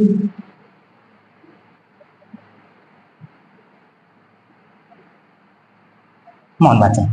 अब आप समझेंगे साथी द्रुत मौन वाचन क्या होता है, गंभीर मौन वाचन क्या होता है। द्रुत मतलब होता है जल्दी जल्दी, द्रुत मतलब क्या होता है, जल्दी जल्दी। मान लो हम मन में कोई चीज पढ़ना है, ठीक है, हमने देखा मन में पढ़ते चले जा रहे हैं और हमें किसी भी अर्थ की कोई स्पष्टीकरण नहीं हो रहा है, इस प्रकार से। द्रुत मौन वाचन में क्या होता है, हम लोग जल्दी जल्दी बहुत ही स्पीड से, बहुत ही तीव्र गति से, मतलब 70-80 की स्पीड में खींचते हुए चले जाते हैं, तो उसी को हम लोग द्रुत मौन वाचन कहते हैं। और गंभीर मौन वाचन का मतलब होता है साथी, गंभीर का मतलब हम मौन वाचन कर रहे हैं, साथ ही साथ उसके अर्थ को भी समझते हुए चल रहे हैं, इसी को साथियों हम लोग क्या कहते हैं, इसी को साथियों हम लोग गंभीर मौन वाचन कहते हैं। तो आशा करते हैं कि यह जो वाचन है, मतलब जो हमारा वाचन कौशल है, आपको क्लियर तरीके से, अच्छे तरीके से समझ आ गया होगा। हमने आपको मौन वाचन से बताया, मौन वाचन से स्वाध्याय की आदत पड़ जाती है, ठीक है, आप अपने आप से अध्याय करने लगते हैं। मौन वाचन से ही क्या होता है, पढ़ना नितांत आवश्यक है। उच्च कक्षाओं में मौन वाचन ज्यादातर हितकारी होता है जो आपकी प्राथमिक कक्षाएं होती है, यहाँ पर तो आप सस्वर वाचन करते हैं, और जो हमारी बड़ी अपर लेवल की कक्षाएं होती है वहां पर आप मौन वाचन करेंगे, कितना ज्यादा आप इसको कर पाएंगे। अब बात आती है पठन या मतलब पठन कौशल। तो पठन कौशल का मतलब होता है जब मौन और सस्वर वाचन हो, वाचन हो जाता है, इसके बाद क्या होता है, मौन वाचन के बाद अगला शब्द आएगा, अगला कौशल होगा, इसको हम लोग बोलेंगे पठन कौशल। इसको हम लोग क्या बोलेंगे साथियों, पठन कौशल। अब हम लोग क्या करेंगे, इतना तो हम लोग बोलना सीख गए, अब हम लोग पढ़ना शुरू करेंगे, यानी कह सकते हैं श्रवण कौशल और वाचन कौशल के बाद अगला जो कौशल आता है साथियों कौन सा आता है, पठन कौशल आता है। इसमें हम क्या करते हैं, अब हम इसमें धीरे धीरे सभी अक्षरों और सभी शब्दों और सभी वाक्यों को आराम से पढ़ना शुरू कर देते हैं। अनुच्छेदों के मुख्य कथनों, सहायक कथनों और उदाहरणों के पहचान कर उनके स्वाभाविक चीजों को लिखना सीख जाते हैं, मतलब पढ़ने का कौशल डेवलप कर लेते हैं। कविता, कहानी एवं मनोरंजन युक्त पठन सामग्री को पढ़ने की रुचि विकसित करने लगते हैं। शब्दकोश के अवलोकन का अभ्यास करते हुए पठन कौशल के विकास का करना, यह सभी क्या है, पठन कौशल के उद्देश्य हैं। इसके बाद आता है साथियों लिखना, मतलब लेखन कौशल होता है। इसमें समान आकार के सुंदर एवं सुडौल अक्षर यथोचित गति से लिखने की क्षमता का विकास करना, अर्थात लिखने की क्षमता का विकास करते हैं अपने अंदर। दूसरा, जो शब्दगत दूरी है या पंक्तिगत दूरी है, इन सभी चीजों का ध्यान करते हैं लिखने में। शुद्ध शब्द लिखें, स्पष्ट शब्द लिखें, सही विराम चिन्हों का प्रयोग करते चलें, यानी कि विराम चिन्ह, शब्दों के बीच की दूरी, शब्दों का क्रम, यह कैसा रहेगा, यह लेखन कौशल का क्या होता है, लेखन कौशल का इंपॉर्टेंट उद्देश्य होता है। तो यह रहे साथियों हम लोगों ने बात की, इन लोगों पर हमने बात की, तो यह थे हमारे भाषा कौशल। आइएगा साथियों हम लोग आगे बात करेंगे। आगे क्या बात करने वाले हैं साथियों, सभी लोग जो है आसानी से इसको समझते रहेगा, इन सभी चीजों पर हम लोग बात करेंगे। अब देखिएगा हम लोग बात करने वाले हैं विधियों पर।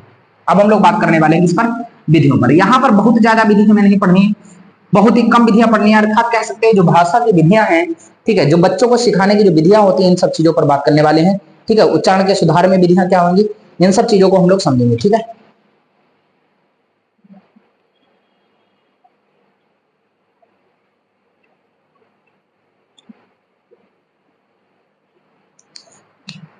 तो हम लोग बात करेंगे जो हमारी विधियां हैं, ठीक है, इन सभी चीजों पर बात करेंगे। लिखने से संबंधित जो विधियां हैं, यानी बच्चे के सीखने से संबंधित कुछ विधियां, यानी कि सीखने संबंधी, सिखाने संबंधी विधियां,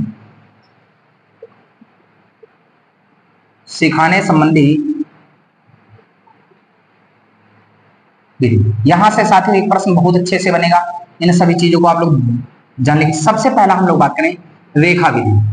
रेखा विधि का मतलब क्या होता है साथियों, आप जब छोटे थे, ध्यान से देखो समझिएगा, हम आपको पूरी चीजें बहुत ही A to Z बहुत ही अच्छे से समझाने वाले हैं। आपने देखा होगा जब बच्चा छोटा होता है तो उसको बहुत सारी लाइनें खींचने का मन करता है।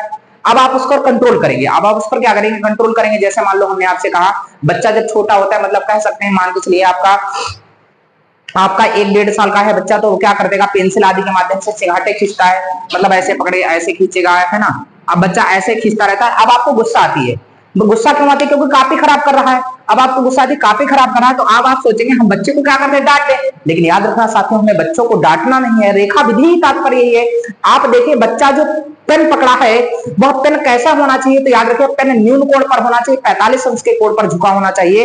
इसके साथ साथ पेन जो होना चाहिए वो कैसा होना चाहिए, हमारे कंधे के बाहरी छोर पर होना चाहिए। मतलब बच्चे को पेंसिल पकड़वाना कैसे है, मतलब बच्चा इस हिसाब से, अब ऐसा नहीं बच्चा ऐसे पेंसिल पकड़ा है, ऐसा नहीं करना है। बच्चे को पेंसिल इस प्रकार से बच्चा पकड़े कि जो पेन का ऊपरी सिरा है, पेंसिल का ऊपरी सिरा है, या आपके कंधे से क्या हो, मतलब उस बच्चे के कंधे से क्या हो, बाहर हो। अब जब पेन जो होगा इस प्रकार से पकड़ेगा तो बच्चा खींचेगा धीरे धीरे ऐसे, आज चिगाटे खींच रहा है, कल सीधी लाइनें खींचना क्या हो जाएगा, लाइनें खींचना सीख जाएगा। और जब बच्चा लाइनें खींचना सीख जाएगा तो अब लाइनें खींचेगा, धीरे धीरे देखिएगा। जैसे मान लो हमें क्या करना है, बच्चा लाइन खींचना सीख गया, अब हमने क्या कर दिया, उसे कहा ऐसे लाइन खींचिए, उसे लाइन खींचा, फिर धीरे धीरे उसने क्या कर दिया, ऐसे खींच दिया। और आप देख रहे हैं बच्चा कैसे कैसे उसने नाम डालना सीख लिया। अर्थात जब बच्चा धीरे धीरे लाइन खींचना सीख जाता है तो वह धीरे धीरे अक्षरों के लिखने पर भी नियंत्रण स्थापित करने लगता है। यही विधि है साथियों, क्या, यही विधि है रेखा विधि। अगला आती है, अगली जो विधि है साथियों उसको हम लोग बोलते हैं मॉन्टेसरी विधि। मॉन्टेसरी विधि, भाई मॉन्टेसरी विधि क्या है, तो मॉन्टेसरी विधि में साथी क्या होता है, छोटे बच्चों को लिखने के लिए शिक्षा देने के लिए जो विधि प्रयोग की जाती है, छोटे बच्चों को लिखने से संबंधित जो विधि होती है, इसी को हम लोग साथियों क्या बोलते हैं, इसी को मॉन्टेसरी विधि बोलते हैं। सबसे पहले इसमें क्या किया जाता है, सबसे पहले इसमें बच्चे को पेंसिल पकड़वाने, ठीक है, सबसे पहले बच्चों को क्या किया जाता है, लेखनी पकड़वाने का अभ्यास कराया जाता है। जब बच्चा लेखनी पकड़ने का अभ्यास कर लेता है तो उसके बाद क्या होता है, बालकों को अक्षरों का स्वरूप बतलाने के लिए, ठीक है, रेगमाल कागज का प्रयोग किया जाता है। और तीसरी स्थिति में रेगमाल कागज पर उंगली फेरते हुए बालक उसी ध्वनि की उच्चारण भी करने लगता है। मतलब पहले क्या हुआ, मॉन्टेसरी विधि में आप देखते होंगे साथियों, सबसे पहले बच्चे को जो आपकी लेखनी उसको पकड़ने का अभ्यास कराएगा। उसके बाद क्या करता है बच्चा, उसी पर अक्षरों को घुमाता है, अक्षरों को घुमाता है, अक्षरों को घुमाता है। जैसे आपने देखा होगा इस प्रकार से आपको आकृतियां मिलती है ना, इस प्रकार। तो बच्चा क्या करता है, इस पर ऐसे ऐसे घुमाता है, इस पर घुमाता है, तो इन सब चीजों को क्या करता है, तो पहले लेखनी पकड़ना सिखाया जाता है। लेखनी पकड़ने के बाद जब बच्चा लेखनी पकड़ना सीख जाता है किसी चीज को, तो बालक को अक्षरों का स्वरूप बतलाने के लिए रेगमाल कागजों का प्रयोग किया जाता है। और रेगमाल पर अक्षरों का स्वरूप बना रहता है और बच्चे अक्षरों के बने हुए पर उंगली फेरते रहते हैं। उंगली फेरने के बाद धीरे धीरे धीरे धीरे बच्चा उन अक्षरों को क्या करने लगता है, पढ़ने लगता है।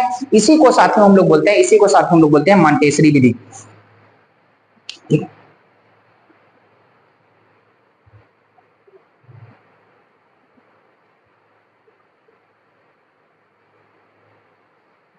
ठीक। उसके बाद अगली विधि आती है साथियों, अगली विधि नाम है जिसका नाम है पेस्टालॉजी विधि। पेस्टालॉजी विधि में साथियों क्या होता है, सबसे पहले हम बच्चे को सरल से जटिल की ओर सिखाते हैं। किसकी ओर, सरल से जटिल की ओर उसको सिखाते हैं बच्चे को। सरल से जटिल की ओर सिखाने का मतलब क्या हुआ, सबसे पहले हम बच्चे को किसका ज्ञान देते हैं, अक्षरों का ज्ञान देते हैं। सबसे पहले हम बच्चे को किसका ज्ञान देते हैं साथियों, अक्षरों का ज्ञान देते हैं। अक्षरों को आज सीखते सीखते सीखते सीखते धीरे धीरे धीरे धीरे वर्णों को भी सीखने लगता है। और वर्णों को सीखने के बाद धीरे धीरे आगे बढ़ता चला जाता है। इसी विधि को साथियों हम लोग कहते हैं, इसी विधि को साथियों हम लोग पेस्टालॉजी विधि के नाम से जानते हैं। आगे आएगा, आगे और कुछ बात विधियों पर बात कर लेते हैं, ठीक है, जिसका नाम है अक्षर बोध विधि। अक्षर बोध विधि का मतलब क्या है, यह सबसे शिक्षण की प्राचीन विधि है। अक्षर बोध विधि, यह वाचन की विधियां हैं, अक्षर बोध विधि। इसमें क्या होता है, सबसे पहले अगर हम लोग बात करें, यह सबसे भाषा के प्राचीन शिक्षण की विधि है। प्राचीन शिक्षण की विधि है, इसमें सर्वप्रथम हिंदी वर्णमाला का क्रमबद्ध ज्ञान कराया जाता है, जिससे बच्चा धीरे धीरे धीरे धीरे धीरे अक्षरों को जान जाता है। और अक्षरों को जानने के बाद क्या करने लगता है, उनको पढ़ने लगता है। अगली जो विधि होती है देखो और कहो विधि। देखो और कहो विधि इसके नाम से स्पष्ट है, सबसे पहले अक्षरों को दिखाया जाता है दिखाया जाता है और दिखाने के बाद सीधे सीधे बच्चा क्या करता है, उनको कहना शुरू कर देता है। तो देखो और कहो विधि के अंतर्गत इसमें छात्रों के सामने शब्द, चित्र आदि कई सारी चीजें लाई जाती हैं। आपने देखा होगा बच्चे को आम के बारे में सिखाना है, आम लाया जाता है। अब बच्चे को आम दिखाया गया और बाद में बच्चा क्या कहता है, ये आम है, बड़ा से आम है, छोटा से अनार है। तो इन सब चीजों के बारे में बच्चा देखो और कहो विधि के माध्यम से सीखने लगता है। इसके बाद इंपॉर्टेंट विधि अनुकरण विधि। बच्चा क्या करता है, अनुकरण करता है। अनुकरण जैसा जैसा आप करते चले जाएंगे उसके माध्यम से बच्चा भी वैसे वैसे करता चला जाएगा। इसी को साथियों हम लोग कहते हैं, इसी को साथियों हम लोग क्या कहते हैं, अनुकरण विधि के नाम से जानते हैं। अर्थात इस विधि के अनुसार अध्यापक क्या करता है, श्याम पट पर अगर कोई भी चीज लिखता है या कह सकते हैं जो भी उच्चारण करता है, उसके पीछे बच्चा भी उन सभी चीजों का उच्चारण करने लगता है। यह वाचन कौशल की, अब मान लो अगर देखकर लिख रहा है और जैसा अध्यापक ने लिखा वैसे ही वो लिख रहा है, तो ये क्या है, लेखन कौशल के लिए अनुकरण विधि हो गई। और अगर बोलकर वह उसके पीछे पीछे बोल रहा है, तो इसको हम लोग वाचन कौशल की क्या हो गई, अनुकरण विधि हो जाएगी। तो यह सभी साथियों क्या रही, यह सभी कुछ विधियां रही। तो इन सभी कुछ विधियों को आप सभी साथी जो है बेहतर तरीके से जान लेंगे।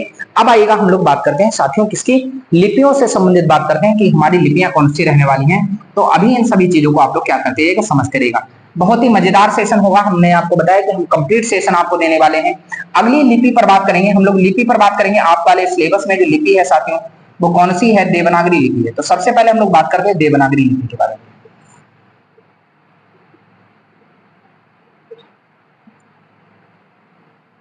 ठीक है, देवनागरी लिपि पर बात करते हैं। भाई देवनागरी लिपि क्या है, सभी चीजों को समझेगा। हिंदी भाषा की जो लिपि है वो देवनागरी लिपि है, जिसका विकास किससे हुआ है, ब्राह्मी लिपि से हुआ। तो हमने क्या बोला, यह हिंदी भाषा की लिपि क्या है, हिंदी भाषा की, हिंदी भाषा की लिपि है जिसका उद्भव या जिसका विकास किस लिपि से हुआ, ब्राह्मी लिपि से। अर्थात कह सकते हैं इसकी उत्पत्ति जो मानी जाती है वो किसी लिपि से मानी जाती है। इसकी उत्पत्ति ब्राह्मी लिपि से, जिसकी उत्पत्ति ब्राह्मी, जिसका विकास ब्राह्मी लिपि से हुआ है। तो यह देवनागरी लिपि क्या है, अक्षरों को व्यक्त करने का माध्यम होती है। ठीक है, इसका अगर हम लोग बात करें तो देवनागरी लिपि का सबसे पहले जो प्रयोग किया गया था, ठीक है, गुजरात राज्य में मिलता है। ठीक है, यानी इस लिपि का सर्वप्रथम प्रयोग, इस लिपि का सर्वप्रथम सर्वप्रथम प्रयोग गुजरात राज्य में मिलता है। सर्वप्रथम प्रयोग कहां मिलता है साथियों? गुजरात राज्य में मिलता है। गुजरात राज्य में मिलता है देवनागरी लिपि।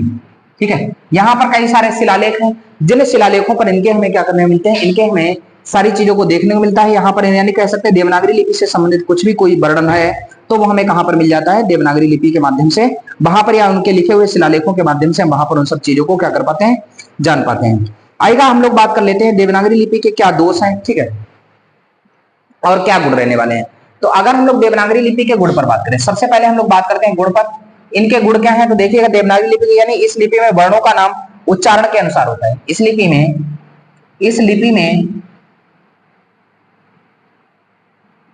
वर्णों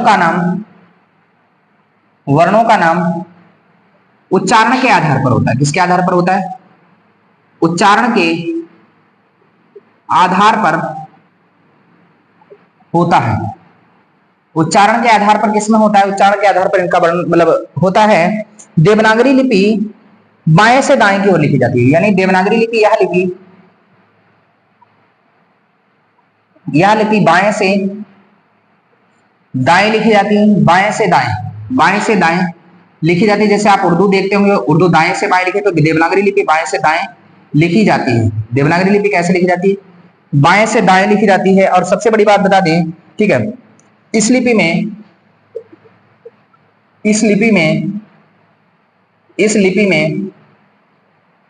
हिंदी, संस्कृत, मराठी,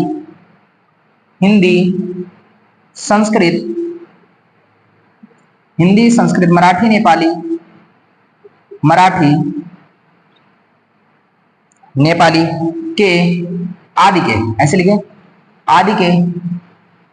आदि के शब्द भी लिखे जाते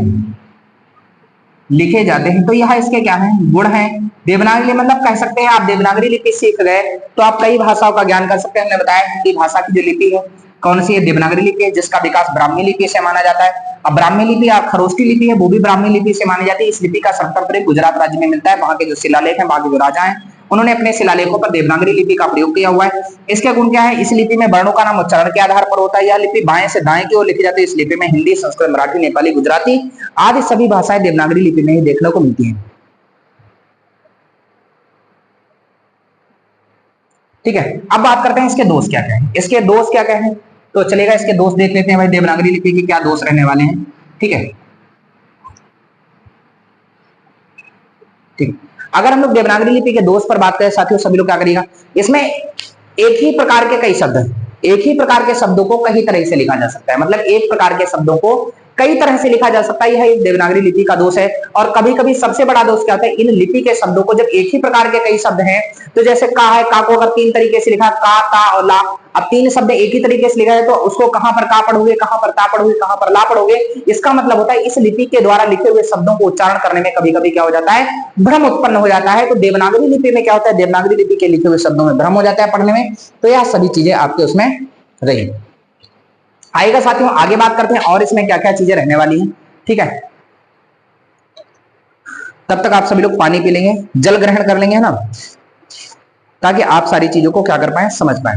अब आपके सिलेबस में जो है साथियों, अगला जो टॉपिक मिलने वाला है, अगला जो टॉपिक है साथियों, वो कौन सा है? विराम चिन्ह रहने वाला है। आइएगा हम लोग विराम चिन्ह पर बात करते हैं कि विराम चिन्ह क्या क्या है, विराम चिन्हों के बारे में क्या चीजें हमें देखने को मिलती हैं। आइएगा,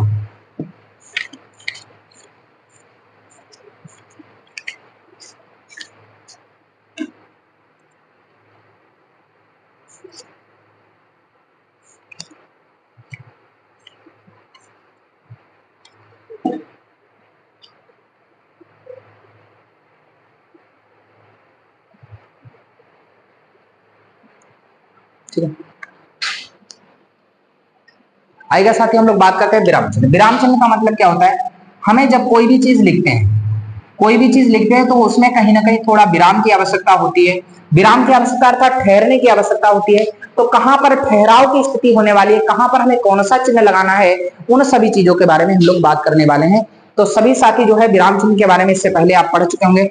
समझ चुके होंगे, किसी को किसी भी प्रकार की कोई समस्या नहीं हुई होगी। अभी साथियों एक टॉपिक छूट गया है, आपको उसको देखते रहिएगा।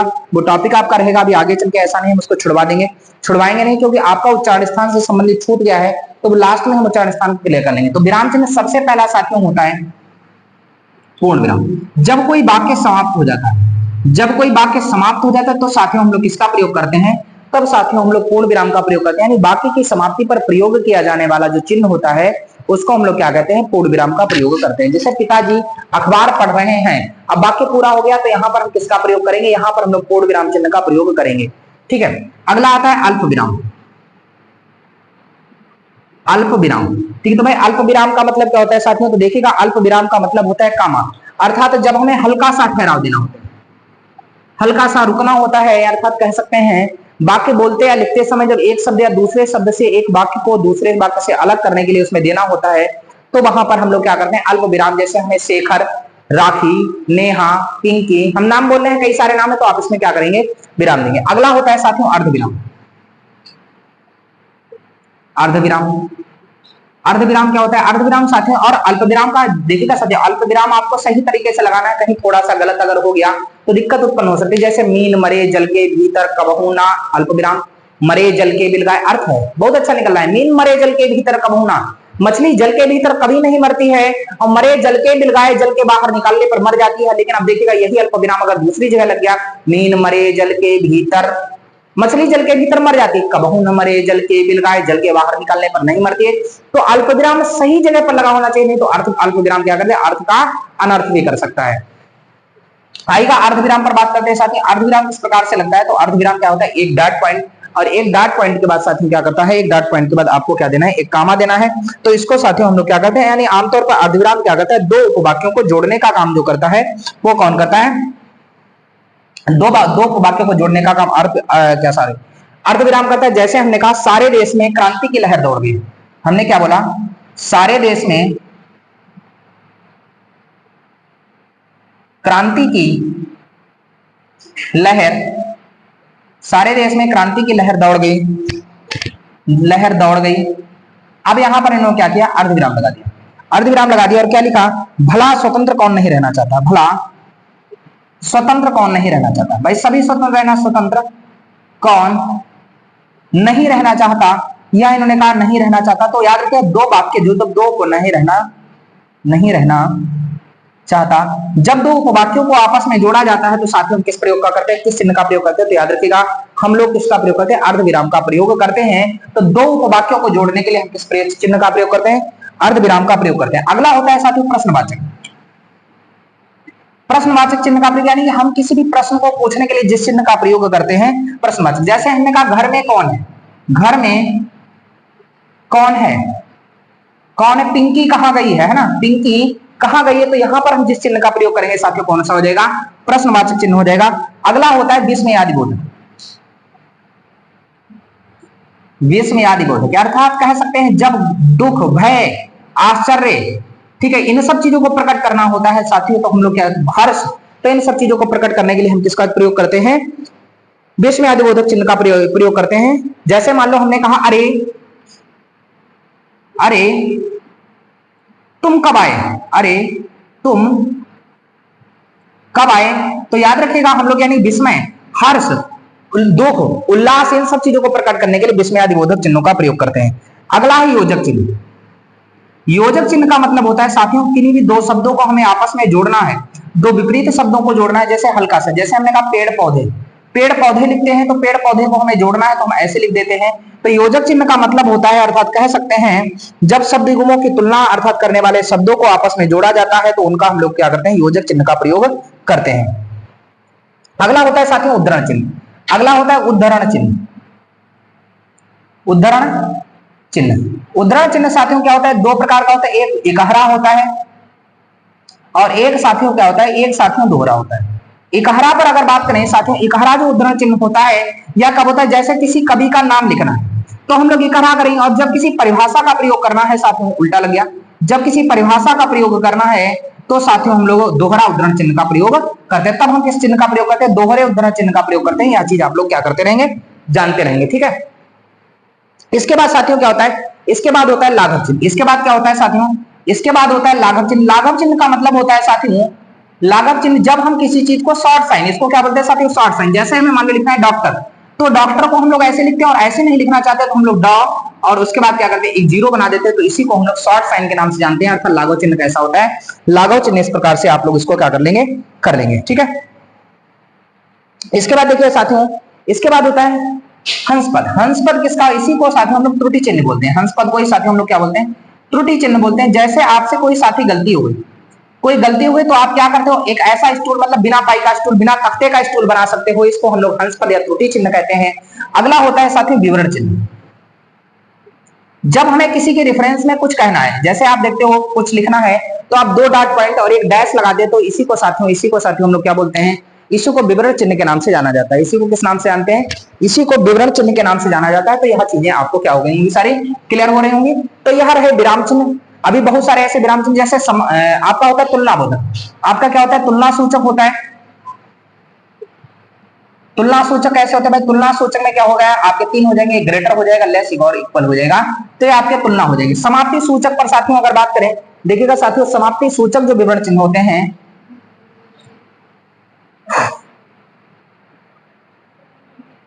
समाप्ति सूचक का मतलब होता है, आप समाप्ति सूचक में कैसे करते हो, आप ऐसे समाप्ति सूचक लगा देते हो, तो इसको हम लोग क्या बोलते हैं साथियों, समाप्ति सूचक बोलते हैं।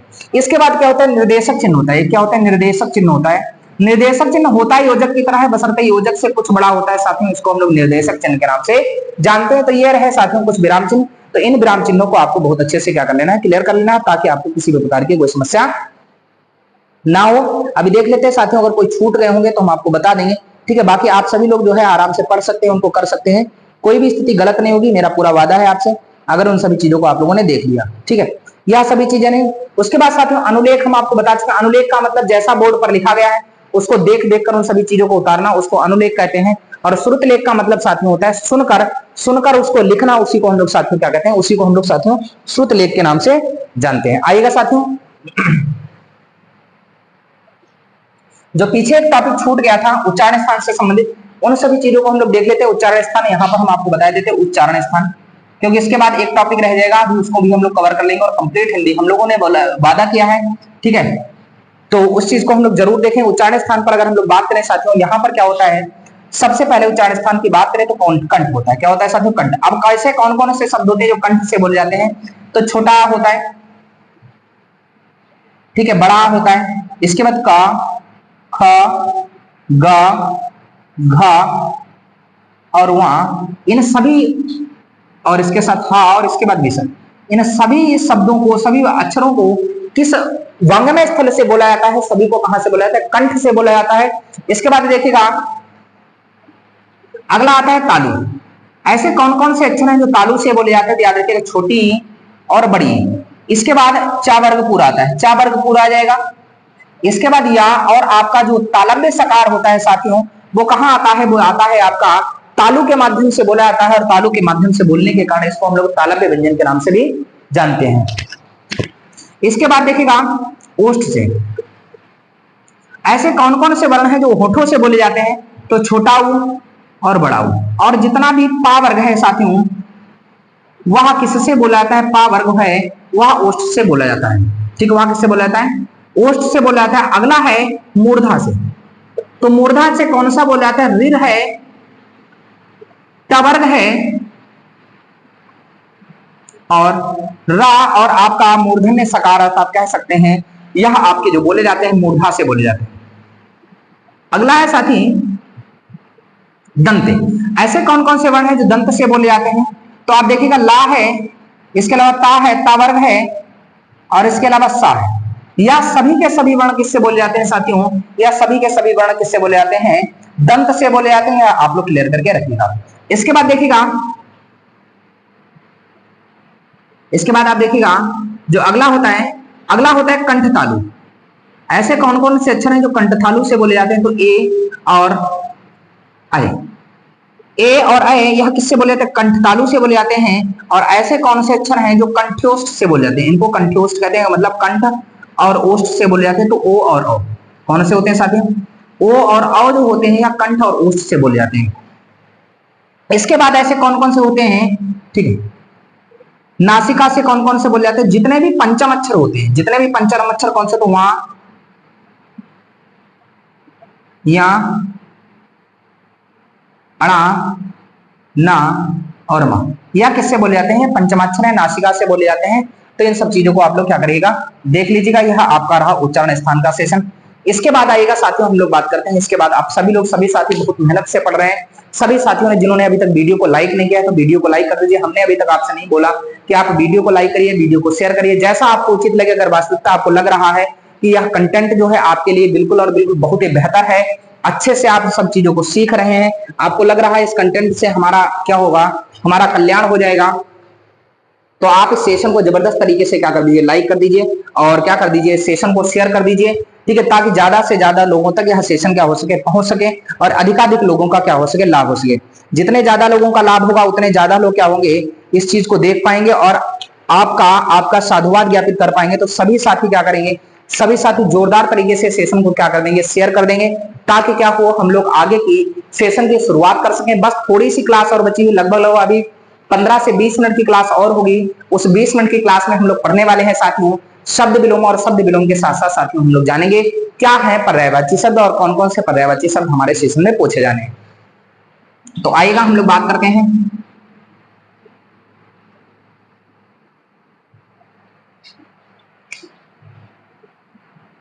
शब्द विलोम, सॉरी हम लोग बात करेंगे पर्यायवाची शब्दों पर। किस पर बात करेंगे साथी? पर्यायवाची शब्दों पर, ठीक है, ठीक है। हमेशा साथी मेहनत करते रहिए, क्योंकि आप जीवन में ये मत सोचिए, जब आपने देखा होगा दिशाएं जो होती हैं, हवा की दिशाएं हमेशा बदलती रहती हैं। हवा की दिशाएं क्या होती हैं, एक जगह पर नहीं ठहरती, हवा की दिशाएं भी बदलती रहती हैं। अगर मान लो आपकी किस्मत खराब है तो आप बिल्कुल ऐसा नहीं आपकी किस्मत खराब है तो आज वक्त आपका खराब है साथियों, जब हवा की दिशा बदल सकती है तो आपकी किस्मत की भी दिशा बदल सकती है, बशर्ते सही वक्त के आने की देर है। आप उस सही वक्त के लिए कार्य करते रहिए और मेरा वादा है आप सभी जरूर सफल होंगे।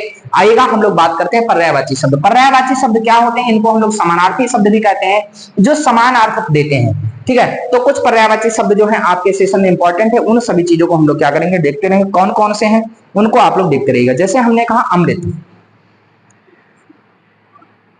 अमृत का क्या होता है, अमी होता है, सुधा होता है, और क्या होता है साथियों, पीयूष होता है, और क्या होता है साथियों, सोम होता है, क्या होता है, सोम होता है। तो यह सभी के सभी पर्यायवाची किसके हैं साथियों, यह सभी के सभी पर्यायवाची किसके हैं, अमृत के पर्यायवाची हैं। इसके बाद आपको याद रखना है किसके पर्यायवाची, आकाश के। आकाश के पर्यायवाची में देखिएगा साथियों, आप लोग अंबर याद रखेंगे, क्या याद रखेंगे, गगन याद रखेंगे, नभ, उसके अलावा आप लोग याद रखेंगे व्योम, क्या याद रखेंगे, व्योम। इसके अलावा आप याद रखेंगे साथियों शून्य, क्या याद रखेंगे, शून्य। तो अंबर, गगन, नभ, व्योम, शून्य, सभी के सभी साथियों जो पर्यायवाची हैं, या वैसे तो बहुत है साथियों, तारापथ है, पुष्कर है, तो इन सभी चीजों को आपको ध्यान रखना है। आगे आइएगा साथियों, हम लोग बात करते हैं कमल के पर्यायवाची पर। तो जलज हो जाएगा, पंकज हो जाएगा, नीरज हो जाएगा, ठीक है, ठीक है, सरोज हो जाएगा। तो यह सभी के सभी पर्यायवाची किसके हैं साथियों, सभी के सभी पर्यायवाची किसके हैं, कमल के पर्यायवाची। कमल के पर्यायवाची के बाद आपको साथियों याद रखना है आम के पर्यायवाची। आम के पर्यायवाची में क्या क्या रहेगा साथियों, तो आम के पर्यायवाची में देखिएगा क्या रहने वाला है, कौन कौन से इसके पर्यायवाची हैं। तो देखिएगा रसाल हो जाएगा, पियम्ब हो जाएगा, क्या हो जाएगा साथी, पियम्ब हो जाएगा, आम्र हो जाएगा, आम्र हो जाएगा, इसके साथ बहुत सारे हो जाएंगे, ठीक है। तो यह चीज आपको देख लेनी है, आम का पर्यायवाची। इसके बाद साथियों आपको जो पर्यायवाची याद रखने हैं, ठीक है, हम आपको लिखे दे रहे हैं, आप उनको याद रख लीजिएगा, ठीक है। गणेश के पर्यायवाची आपको याद करना है। अब गणेश को कोई गजानन कहता है, गजानन कहता है, कोई गणेश को लंबोदर कहता है, ठीक है। तो इन सब चीजों को याद रखना है, ठीक है। इसके बाद आपको याद रखना है, गणेश के बाद आपको पर्यायवाची याद रखना है, चंद्रमा के पर्यायवाची आपको याद रखना है। चंद्रमा को छपाकर कहते हैं, क्या कहते हैं भाई, छपाकर। छपाकर का मतलब जो रात्रि में आता है, ठीक है ना, तो इसको हम लोग क्या कहते हैं, छपाकर भी कहते हैं। छपाकर के साथ साथ इसको निशानाथ, इंदु, शशि, ठीक है, निशानाथ, इंदु, शशि भी बोलते हैं, निशानाथ, निशानाथ, इंदु बोलते हैं। इसको साथियों हम लोग क्या बोलेंगे, इसको हम लोग शशि भी बोलते हैं, है ना। अब शशि ललाट सिंदूर सिर गंगा नयन तीन उपगीत भुजंगा था, शशि जो है भगवान शंकर के सिर पर मतलब है, सिर पर है तो उसको शशि बोलते हैं, चंद्रमा को। इसके बाद साथियों आपको सूर्य का पर्यायवाची याद रखना है। सूर्य का पर्यायवाची रवि है, भानु हो जाएगा, आदित्य हो जाएगा, आदित्य हो जाएगा। इसके साथ साथ साथियों याद रखिए दिनकर हो जाएगा, इसके साथ साथ याद रखिएगा दिवाकर हो जाएगा। ठीक है, तो यह सभी के सभी पर्यायवाची किसके हैं साथियों, यह सभी के सभी पर्यायवाची आपके सूर्य के रहने वाले हैं। ठीक है, तो इस प्रकार से आपको इनको सबको क्या कर लेना है, पढ़ लेना है। ठीक है, इसके बाद आपको महादेव का पर्यायवाची याद रखना है, याद रखेंगे सभी लोग, याद रहेगा आपको, है ना। तो इस प्रकार से कुछ पर्यायवाची हैं। ठीक है, जैसे आप लोग याद कर लीजिए भ्रमर का पर्यायवाची, भ्रमर मतलब भंवरा, भ्रमर का पर्यायवाची क्या होगा साथियों, देखिएगा अगर हम लोग भ्रमर के पर्यायवाची देखें साथियों, तो यहां से भ्रमर के पर्यायवाची में देखिएगा आपको क्या क्या पढ़ना है। मधुकर है, मिलिंद है, सिलिमुख है, मधुकर, मधुकर, मिलिंद है, सिलिमुख है, क्या है साथियों, सिलिमुख है। तो यह सभी के सभी पर्यायवाची जो हैं वो आपके किसके हो जाएंगे, भौरे के हो जाएंगे। तो यह चीजें आपको क्या करनी है साथियों, याद रखनी है। ठीक है, इसके बाद साथियों आपको याद रखना है, आइएगा हम लोग आगे बात करते हैं और कौन कौन से पर्यायवाची याद रखने हैं।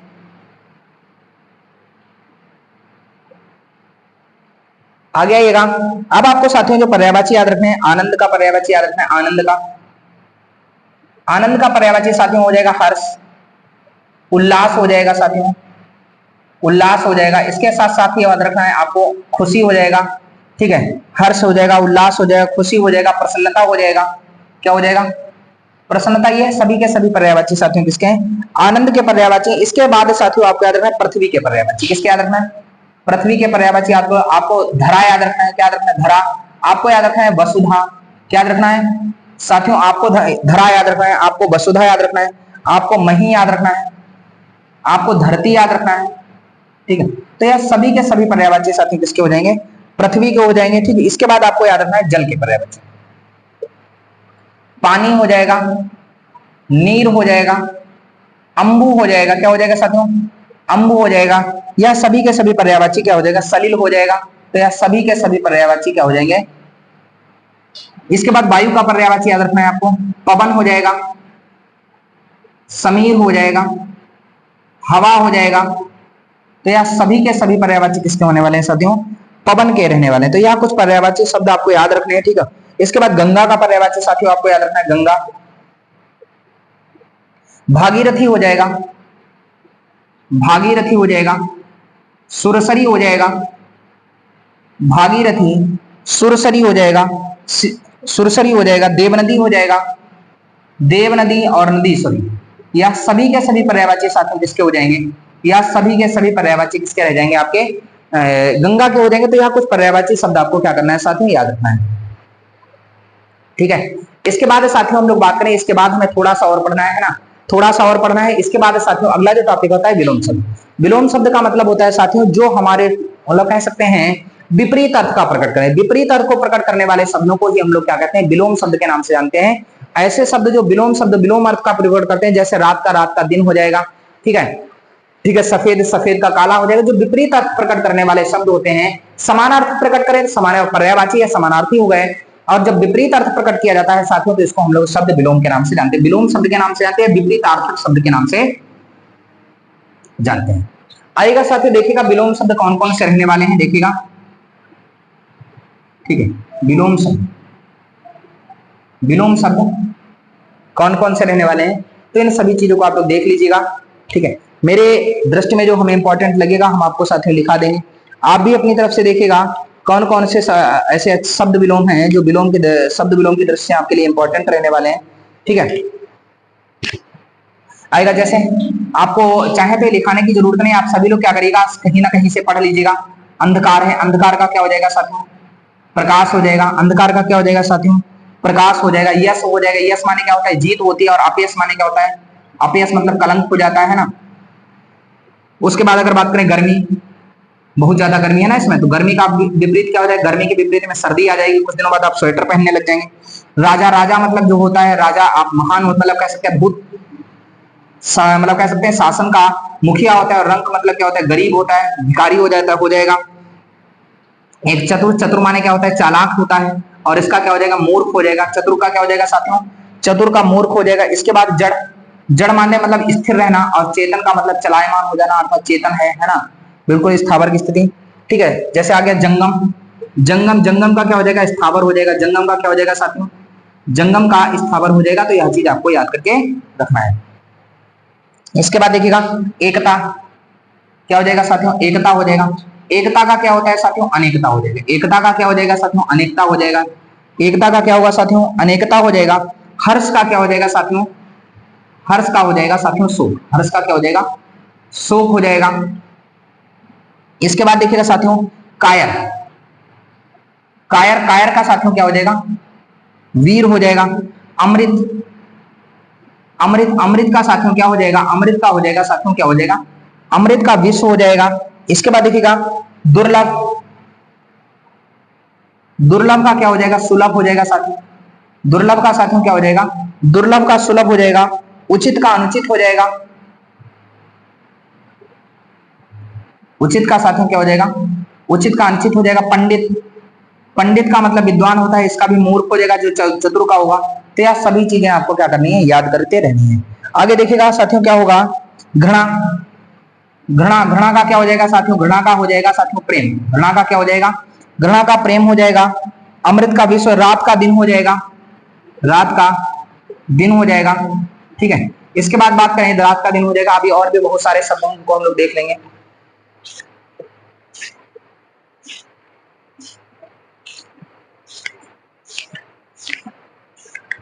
ठीक है, देखिएगा और भी बहुत सारे शब्दों को आप सभी लोग। ठीक है, देखिएगा आर्द्र का शुष्क हो जाएगा। आर्द्र का, आर्द्र का शुष्क हो जाएगा। अल्पज्ञ का बहुज्ञ हो जाएगा। अल्पज्ञ जो कम जानता हो, और बहुज्ञ मतलब जो बहुत सारी चीजों को जानता हो। तो यह क्या हो जाएगा, अल्पज्ञ का क्या हो जाएगा साथियों, अल्पज्ञ का बहुज्ञ हो जाएगा, अर्थात बहुत सारी चीजों को जानने वाला। नश्वर का शाश्वत हो जाएगा। नश्वर का शाश्वत हो जाएगा मतलब जो चिंतन स्थिति में क्या हो रहा है, पर मतलब वर्तमान रहे, हमेशा उपस्थित रहे, उसको शाश्वत कह सकते हैं। आगे देखिए बहिरंग का अंतरंग हो जाएगा। बहिरंग का क्या हो जाएगा साथियों, अंतरंग हो जाएगा।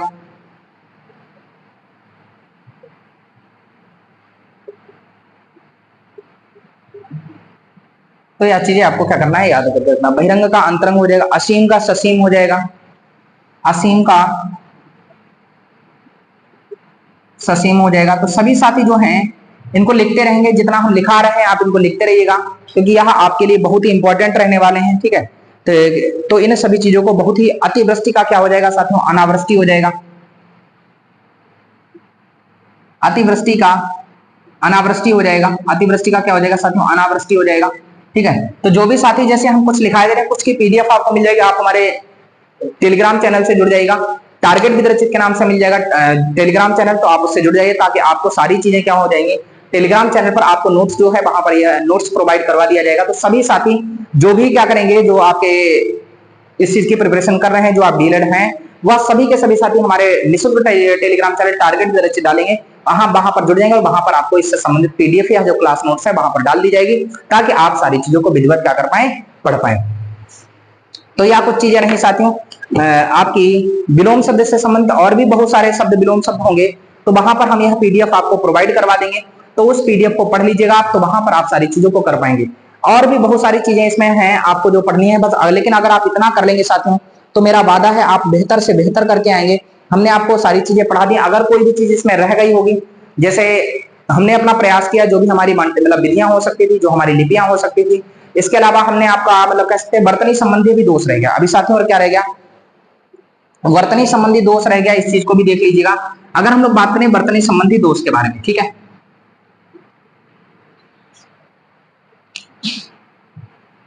वर्तनी संबंधी दोष, वर्तनी संबंधी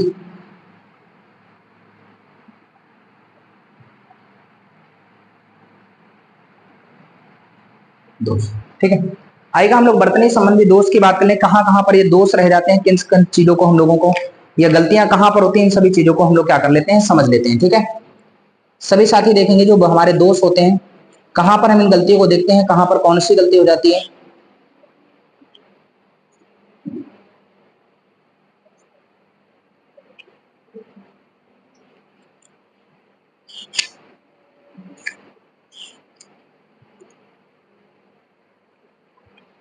ठीक है, तो यहां पर जो दोष होते हैं दो प्रकार के होते हैं।